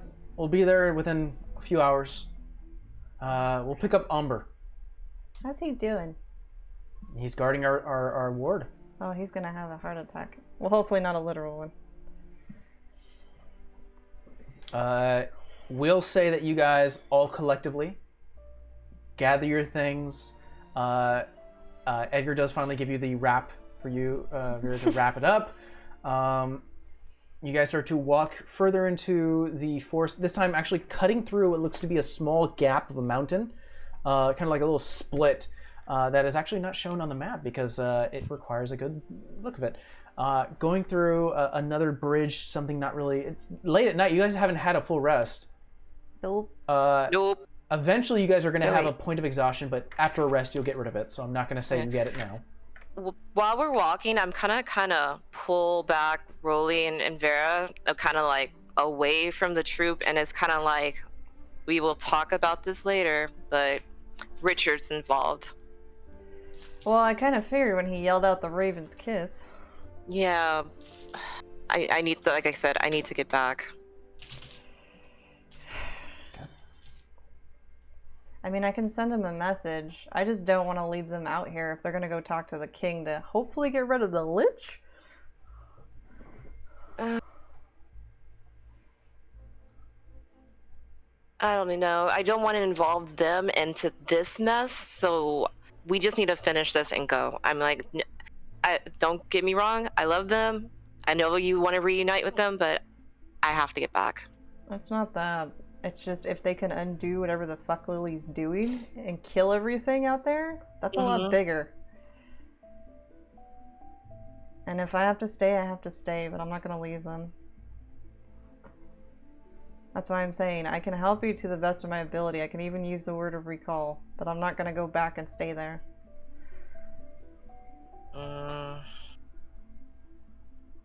So sounds like you need to stay, and Savannah needs to go. Savannah, do you require escort services? I have an Where idea. are we? I have an idea how we can work this out. But we'll get to that when we get to that. Yeah, I think right now I'm just like, let's just keep going. I was like, I'm not leaving now. I don't even know what we're about, but so we'll work it out later. Okay. You guys continue going southward. Let's see here. The sun actually starts to rise as it is now. You guys are exhausted. All 7 of you guys. 1, 2, 3, 4, 5, 6, 7. Yeah. All of you guys are exhausted as you finally reach the town of Uldale. And let me go and describe what you see as you walk through the small chasm. You see almost like a very large port town that it continues upwards in a slant. So you guys are coming from like the top of the hill looking down. You see a gigantic port town. You could see that there are numerous ships that line the beachside where there's a large harbor. And one thing that catches your eye immediately as the sun starts to rise is a humongous white and golden line ship. Off to the south, sort of bit on the mountain and close to the actual beach itself, is this very heavy-looking set building that has multiple spires and a gigantic bell in the middle, that is made out of this red brick and stonework. that takes up almost 1/3 of this entire city. Everything else below it is like shops, and there's a small residential space. It's almost like you're seeing a map from the current perspective, because you are high up on the mountain in this elevation, and you're starting to go downwards. Welcome everyone to the town of Uldale. As you start to walk the streets, it feels almost alien, as the lights themselves are being illuminated by this glass bulbs. Essentially, electricity is here. Huh. There are some sort of arcanotech kind of mixture where a lot of like these small thin wires that are being illuminated are being done so by what looks like to be like this arcane generator that you can see like small wisps and small arcane lights causing the electricity. You can see, actually hear the humming all around. Uldale's definitely getting some benefits. You can get a sense from the visiting continent of Nomad. So, as you were here, I'm trying to find a particular person I want to talk about.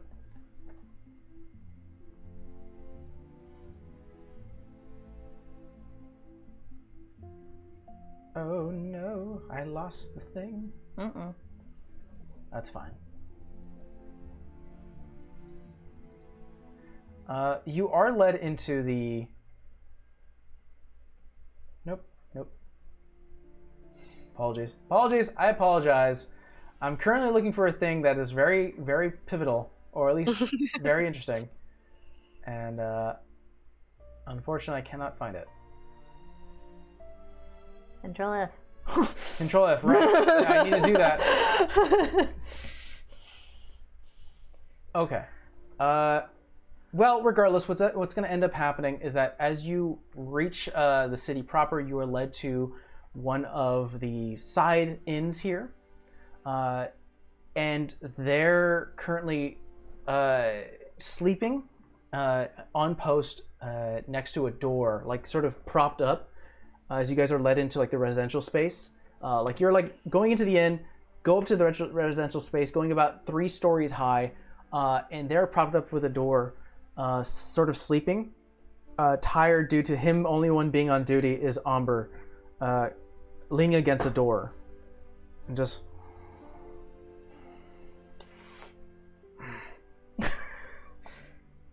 Oh, hey. Well, there you are. I have a surprise for you. What might that be?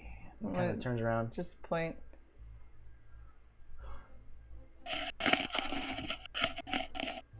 It's not a dream, I swear. I'll pinch you if you need me to. I was gonna ask. And they start to... Definitely Amber's like, it's good to see you again, Captain. And definitely start to share some words as Troop 14 is back together. I need a nap. We all need naps. We all need naps. He kind of turns to... Amber looks to like Uthiel and then to like Torres and is like... Chain of command. Sorry, Mr. Kane. Torres? Figure still alive, still there. Torres like kind of quiet, keeping the person sleeping. Alright, good. Good. It's fucking great. Perfect. I think it's time that we drop him off. I think we have more important things to do. Oh yeah, you were guarding some old guy. What was so important about him? Here, let's see if I can find... I'm trying to find the really important thing here. This sucks! It sucks, because I really need to tell you. You know what? I may have to ask you guys, because this is going to be a flash.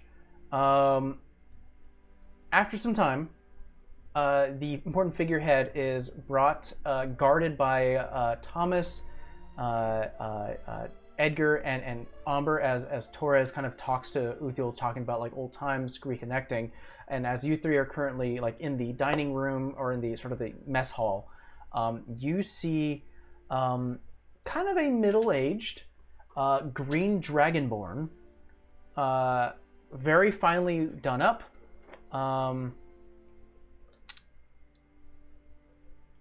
Oh, Vincent. Correct. He introduced himself as Vincent Galex, the ambassador. Are you my additional guards? No? Good. Fine. Good to hear. More protective is definitely what I need. Definitely having only one was quite concerning. What's his name again? Vincent what? Vincent Galex. Alex. Regardless, I need to report back to the royal family, the Winds. Oh, this is convenient. You see Torres like places a hand on him, definitely like kind of uncomfortable, and she's like, "Don't worry, your fucking green little head. We're gonna get you on the boat, and you're gonna head your way there safe and sound. All right?" Torres, we're getting on the boat with him. We're not getting on the boat with him. You'll be just fine. And grabs like his scaled cheek, and he's like, "You'll be fine." Uthiel, do you want to tell him we're getting on the boat with him? Are we getting on the boat with him? You want an audience with the king, no? Their king? Oh, not the right one? Not the right one, sweetie. Never mind. Torres like places a hand on his neck and is like, "Oh no, this one reports back to King Win." If I'm not mistaken, I kind of go to Vera. I'm like, Island Nomad. That's back in Nomad. Don't worry. Yeah, your little buddy's gonna go back to your island. Don't worry. You barely hear him go. You hear him go, "Fucking mainlanders." And they start to bring him out. You guys can enjoy yourselves, have a bit of relaxation. If you decide to sleep the night, that will cost. How many rooms do you like to have if you want to do that? I don't know. How many of there is there total? Like 8 of you guys? 2 to a room? 2 a room for 4 rooms? That's fine. All right. I'll say you guys pay a gold each, because the other party is going to also help out too. They have money. And you guys are given rooms. Eventually, Torres comes back. No Vincent on hand. He goes, "That guy's a card. He's a fucking card." Thinks he's better than Why us, did though. you want to get on the boat with him, Vera? I don't know. I said king. I'm not all there, man. I'm tired. No, I'm like, I think I've heard stories of the Wynn family. That's why I'm like, oh yeah, you're not from here. Okay. Oh, yeah. There's some sort of scaly guys, right? Something like that. Well, our friend here at Green One, long may he have a safe journey. Decided to go meet with the king. I had to bring him back. Waited for that giant ship to leave. It's time to leave now. So, done. We can leave. We're done with our task. We can go back to Rose. But Ken looks to Uthiel. I'm not sure if that's going to be a thing now. This complicates things. Yeah. By the way, we're all wondering, what the fuck, how did this happen? And Uthiel just kind of smiles and sort of leans back, looks to you, Vera. Well, I mean, Edgar probably gets it. And she just taps her symbol. He gave me a favor? That's a mighty fine favor. Yeah. Jeez. He's kind of given me that favor more than once, thanks to Lily. Thomas speaks up. What happened on that front? You said she's dead. Yeah, I think a version of her is dead. She had a list of things that she needed to finish to help feed her lich bitch over there. But at the end of the list, it kind of seemed like she wasn't looking to help, looking more to gain that power herself.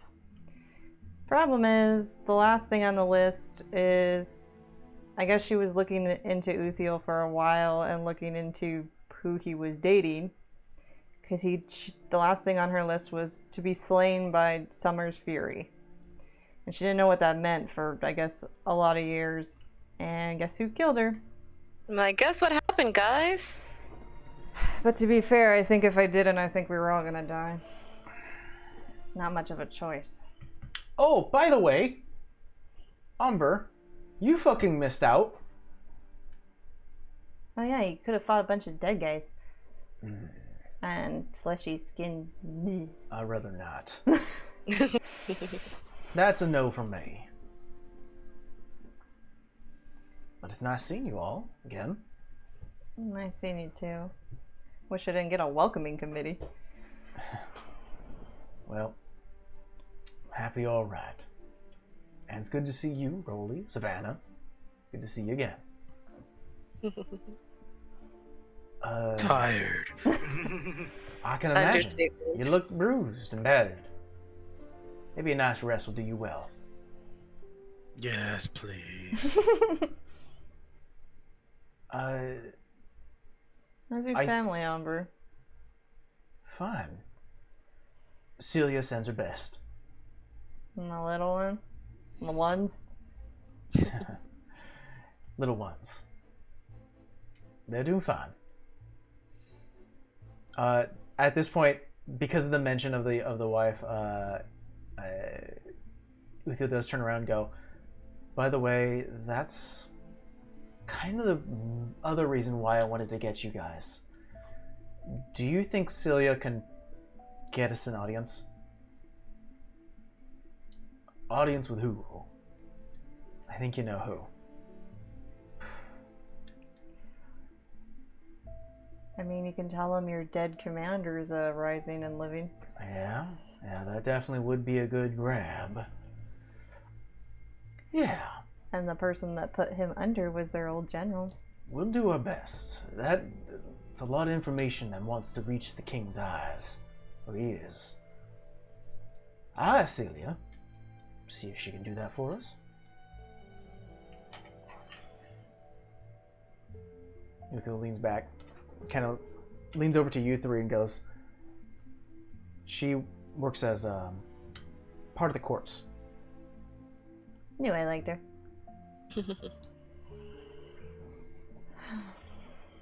Well, I guess this kind of brings up a good point now that you're all here, and now that we have a old commander back. I think you have to fight Torres for it, Uthiel, but I mean, I don't know what the rules are. I'm about to complicate things.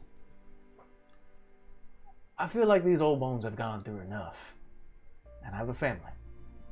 You're gonna retire? Gonna retire. Aww. I think I've hit my fair share of adventures, and I've protected this kingdom as much as I can.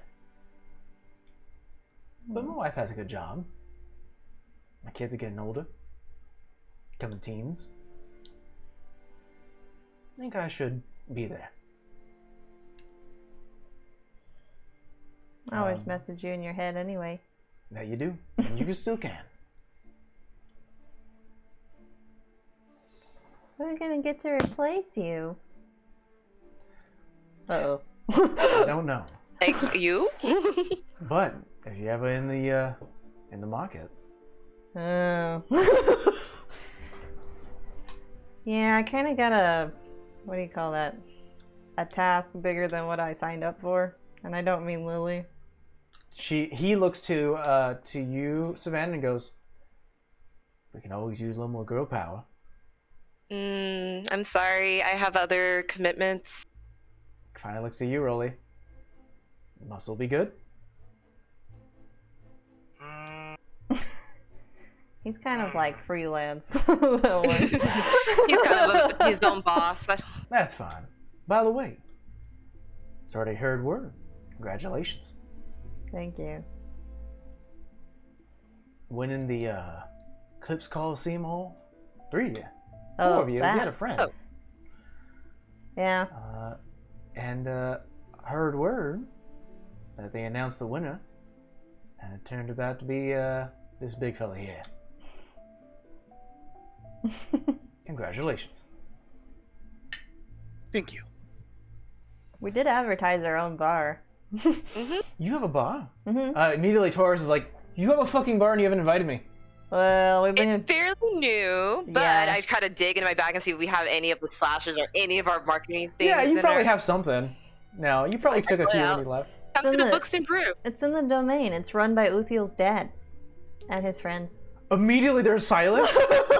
You could hear a pin drop and they go, your fucking dad? What does that mean? Vera, we've talked about this. You can't just drop information on people. Listen, I don't plan to live a super long time, and our rate that's going to be achieved. Uthiel laughs and goes, you can't even guess. Oh, I want to see him guess. Let's guess. Umber kind of goes, what are we guessing? What he is. What Guess. is a carpenter? No, I mean like I'm an elf. Oh, You're a tiefling. lineage. Yes. We're guessing lineage now. What is it? Surprise the hell out of me. I'll say the smartest one of the group. Umber goes, well, if you're making this guess, and obviously it's different than a human, so I'm gonna toot my own horn and say a tiefling. Nope. Thomas goes, all right. Kind of looks over with you and goes, I don't see half-elf traits. He never freaking guessed. I didn't guess. I'm gonna say... The answer may surprise you. What answer may surprise you. I'm gonna say... What would Mary Kane be into? That will surprise the hell out of you even more. If you guys ever come to the bar and meet him, That'll surprise the hell out the of you. most surprising thing Maybe at all out of it all. Half-elf? Nope. Anybody else? Any takers? Taurus goes, half orc all day. Nope. Fucking what? She would be into a half orc. No, not Come after this one. on, we got a charm. That's my brother, not Mary. I was like, that's Oh, Vera's how is it? family. I was boasting. Still single. Oh, all right. Might have to make my way down to Marigar. He's still there? Yep. All right. Still pain in the ass. I like them that way. Last to guess Edgar. is Edgar, and he's like, okay, so we said no to a half orc. We said no to Half elf. half elf. We said no to a tiefling. Anyway, let's see what we got here. Mary's a friendly kind, yeah? Probably into those who like to heal. I don't see her into small folk. I only see her into that. I mean, after what we went through, I don't see anybody in a small I'm gonna folk. go fucking wild. I'm gonna say like a Goliath. No. Oh shit! Fire genasi. Flame dancer. All of them go. But he's also a very skilled alchemist. There's like a collective thought pattern happening here. They're like Yeah, the dancer part's what got me. Processing. processing. Trust me, we processed it too. It took us a minute. Also, even Uthiel joins in as all of them kind of stare off, thinking, and Uthiel's like, "This That's is why awkward." he's warm all the time. And then all 4 of them go, "Good for you." Yeah. I never would have guessed. Oh, they're gonna have so much fun when they meet him. And he's currently dating the mom again. He's what? Oh, I thought she told you they were dating this whole time. You live with them now. How do you not notice? Like, yeah, Mary are, working things out. You guys all live in the same Well, I mean, house. I didn't know it was official. So you think he just makes Google eyes at her for no reason? Okay. Huh. right now I'm making a face at Vera, and I'm like, Vera, you need to be quiet now. They live in the same freaking house when I'm gone. I know that, but This man is not this dense. I know it. Oh yeah, and my mom's expecting another baby brat. So. Oh, that's right. Yeah. All of them go. We've been out of the fucking loop forever. Yeah, we all hope it's secretly another girl to. You're having another sibling. Yep. He's back. The mother's living in with your family. Yeah, well, that was kind of. She's not in Isenby anymore. She's gonna retire. You have a bar that's run by his father. yeah. This is a lot. Speaking of mother-in-law, your mom just texted me if I wanted Starbucks. I love her.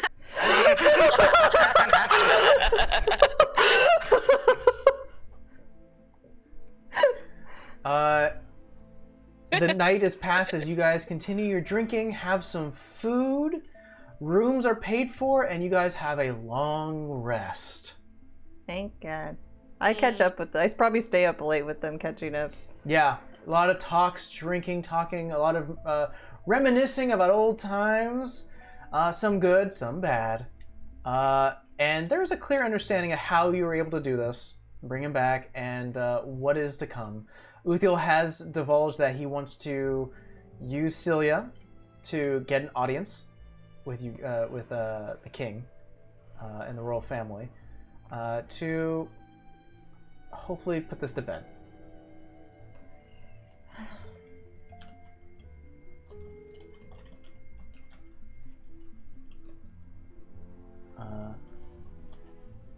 Okay.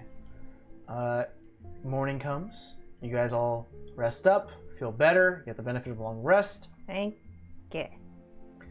I believe you still have your... I'm gonna go sit outside and charge my shield. Oh, yeah. Perfect. Are we gonna address the head now or land another time? Wait, what? Head. Oh, right. Let me take that spell. Oh, okay. Just spend the spell slot. I forgot which spell slot it is. I want to say second. I think it might be a third. Yeah, it might be third. Animate dead. No, we don't want that. That's No, bad. Are you we sure? don't want that. Speak with dead. There we go. Let me remove that and spend that. Yeah, there's a third spell. As you place a hand in your room. Wait. I'm gonna ask for some Irish coffee from Torres before I do this shit. It's too early to talk to a dead guy I don't like. Are we having a room in your party? Is that what we're fucking doing? Yeah. Oh, awesome. Perfect. Your mom says, "Do you want?" I mean, are anything?" you? Your mom says, "Do you want anything?" Sure. Tell her I can get whatever you got, I got. I don't think you'll want that. Okay. All right, fine. Then you know what I want. Yeah. Sorry, this is IRL. I like how she texts me and not you. I didn't answer it. I wasn't paying attention. I'm a DM. Mm-hmm. You guys are brought some Irish coffee. Rolly, you're like, I can only drink this now. God. This again. Probably does take the edge off given all the shit we do. You imbue the body. You've done this once before, but you imbue the body with this divine light that,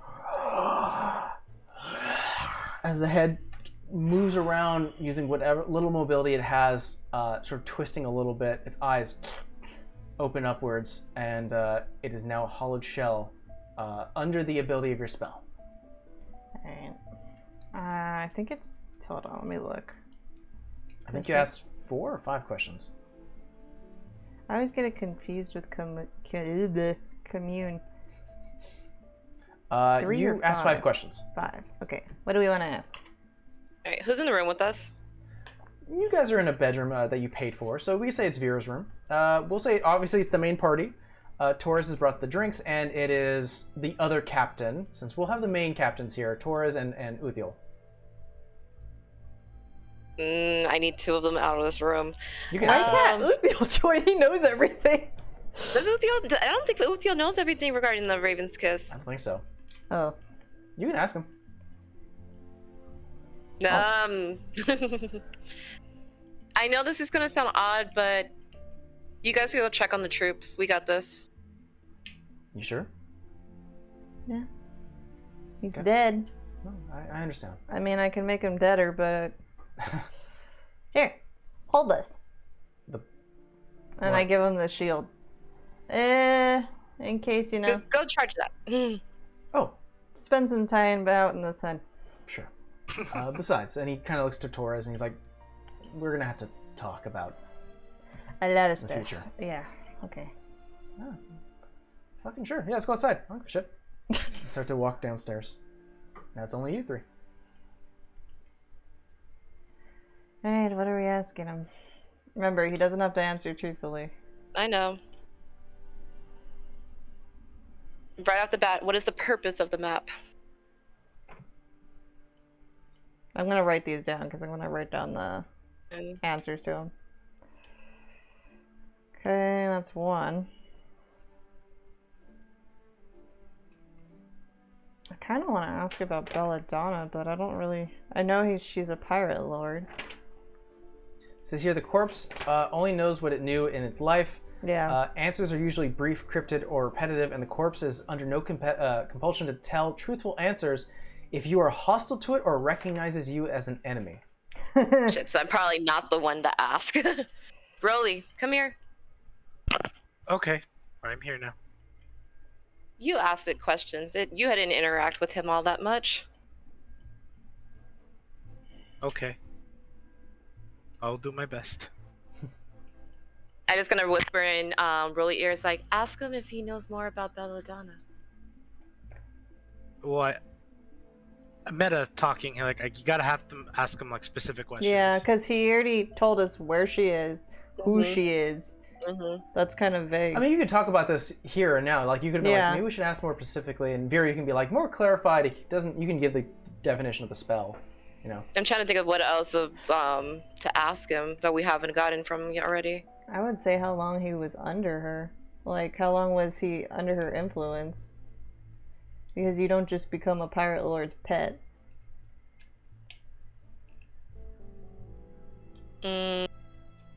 Huh. I'm like looking really like, you want to ask? Because I mean, I'm pretty sure if he's been chasing me for this long, I'm definitely an enemy. Oh, I don't mind asking. Just tell me what to ask it. How long he's been how long under was- her influence? Okay, so I'm gonna tell him. Hey, friend. How long were you under Blood Eyes? See the radiant energy hit his throat. Nothing underneath it, but still words come out. Most of my life. And I look back at Sav. It's a long time. Mm-hmm. Oh, what was the purpose of the map? She wanted Thank to know. you. What was the purpose of the map that you were looking for? Find a crypt of a He did. fallen king. Look back at Sav. He did say tell us our king. There's so- more to it because you said what's the purpose of the map. Mm-hmm. Find the crypt of the fallen king. Retrieve a vial of blood.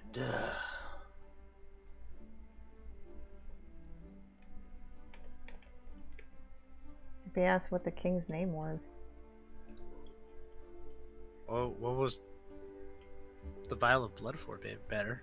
Yeah. Well, I'm just wondering if this is a person that was like Queen Evergrace, like it should have a long time ago, or somebody recent. Okay, fair enough. What was the name of the king?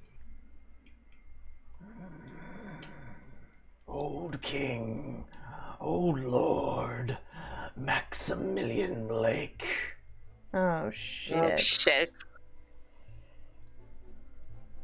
Huh? I'm just be like, huh? The I knew these were Blakes. gonna enter. Like, it's the Blakes. The people we fought in the mansion, the It people that always helped comes Lily. back to the goddamn fucking Blakes. That's Okay, what else do you want me to ask him? So that's That's three. three. That's three. three. What? Ask what the vial was for, like you said. What's the vial for? What was the vial for? I do not know its intended use. Only that Blood Eyes Belladonna wanted it. Okay, weird theory here. This says Vera, hold on. I'm writing this down. What do you get when you freaking marry a queen and a king? A lineage? We're A gonna. prince? They want to marry a lich, and then. Lord! We have one more question, and I feel like we have to make it count. I know.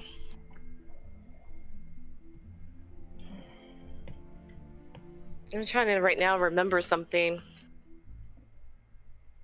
Take your time. I mean, do we want to ask why Belladonna wants to do this? What's her purpose? Good. I mean, that would explain her purpose. I don't know what. Man. So many questions. Because I don't know, the ask is like, why is she doing it, or was she hired? You could ask, does she want it for herself or somebody else? Okay. But then I'm gonna want a follow-up question after that. I think once I cast it, he turns to ash, I think. I don't think I can do it again. Let me see. In life, blah, blah, blah. It doesn't say there's any limits that you can't do it multiple times. However, I'm gonna make a rule here that you're gonna probably have to make a wisdom save. Okay. Yeah, I would say did she want it for herself or somebody else? Yeah. Okay, really. So, this vial was her name Belladonna? Was it? Right? Yeah. Okay, yeah. Did Belladonna want this vial for herself or someone else? Blood Eyes wanted it for herself. And the radiant energy is expelled. Fuck. They were never a king, though. I mean, from what we learned, but that doesn't mean anything. Nobody knows about Evergrey either. I mean, could it be that perhaps there's something about the Blakes that we don't know about? I have a question. When me and Sav were in the mansion, and like, didn't we see like a vestige or like a note that was from the parents telling the siblings like to leave what they were doing alone, like their necromancy and stuff? Was it like a silhouette or was it like a note we seen? It was a note. It was a note. It was a note? Yeah. Who was it signed by? It was signed. Oh, you're gonna have to make me go all the way back. I mean, I could probably find it honestly, but like I don't remember. I know we found that part because we were running through the fucking house. Yeah.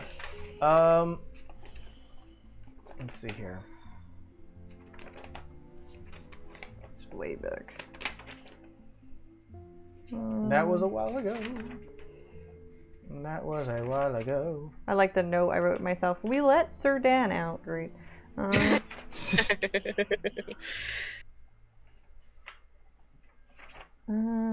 Oh man, when did you go? That wasn't Uthio was still dead.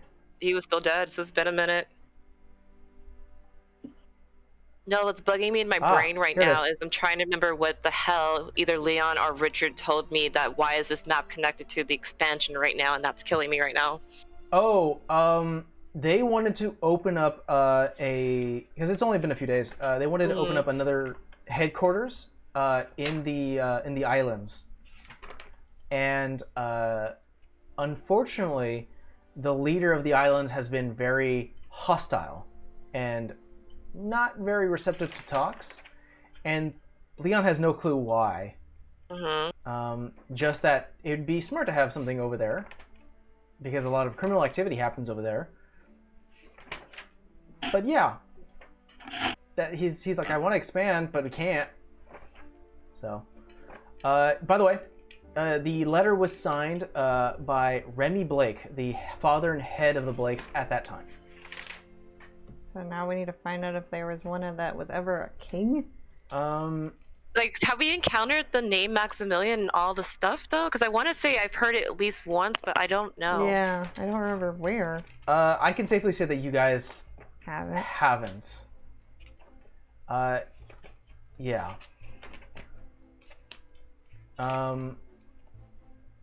Maybe there'd be one chance. Let's have all you guys roll. We're gonna do Yeah, I finally got to the page. we're gonna have an old memory here. So I want all of you to roll me just a wisdom, an intelligence save. Intelligence save? Yeah, because there would be a moment where you guys would have seen some sort of mention of it, just by passing by, and it would have been easy to see, but we're going to see right now. 19.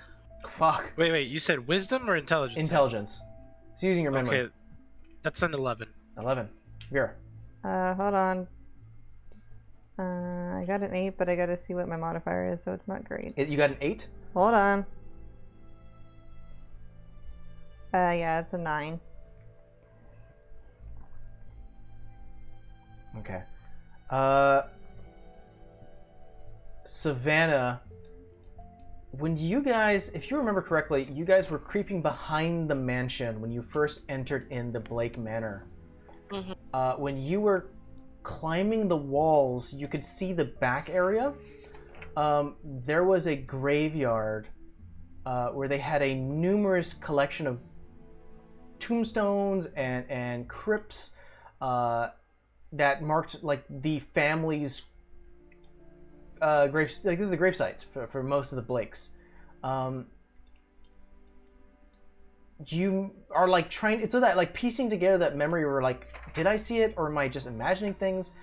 It might be back at the manor itself. Some information or some details about Maximilian, because that name kind of rings a bell, but you don't remember. Yeah, I just have Natasha and Remy. Yeah, so Natasha was the mother, Remy was the father, and then there was Ollie, or Yeah, Olivia and... yeah, Olivia and Ollie. But this sounds like this might be older than all that, so... Well, I have a note here that says Remy and Natasha Blake, like that we found the receipts, and that was 200 years ago. So... that's really far back. It says dated 200 years ago. Mm-hmm.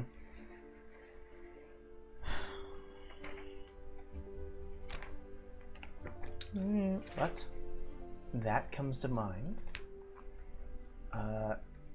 So we're actually going to end the stream right now, guys. But I'm going to leave you. I know this is the last. On a cliffhanger. We're going to live it On a cliffhanger. Few things to think about. One is what's going to happen with Troop 14, as well as the trial that's eventually going to be attempted to be set up. Yeah. What is going to be your roles, if any, if you want to do that. It does sound like Savannah and Rolly, or at least Savannah specifically, has some time-pressing matters to happen right now. So, that's that, and as well as sort of the acknowledgement, or at least remembrance of something with the Blakes back at the manor, back in Revine. Mm-hmm. So that's where we're going to end today's stream. Thank you so much for joining us. I'm sorry they're going to be away for so long, but we'll be back next week for our one-shot, but Magic at Mostead will be on pause until the new year. Put you guys on that deep thought cliffhanger. Happy holidays. Thank you for staying for as long as however long you've been here. Or watching us. Thank you guys. We will check you guys next Sunday for our one-shot. And then after that, not till the 8th. Enjoy your holidays. Bye, guys.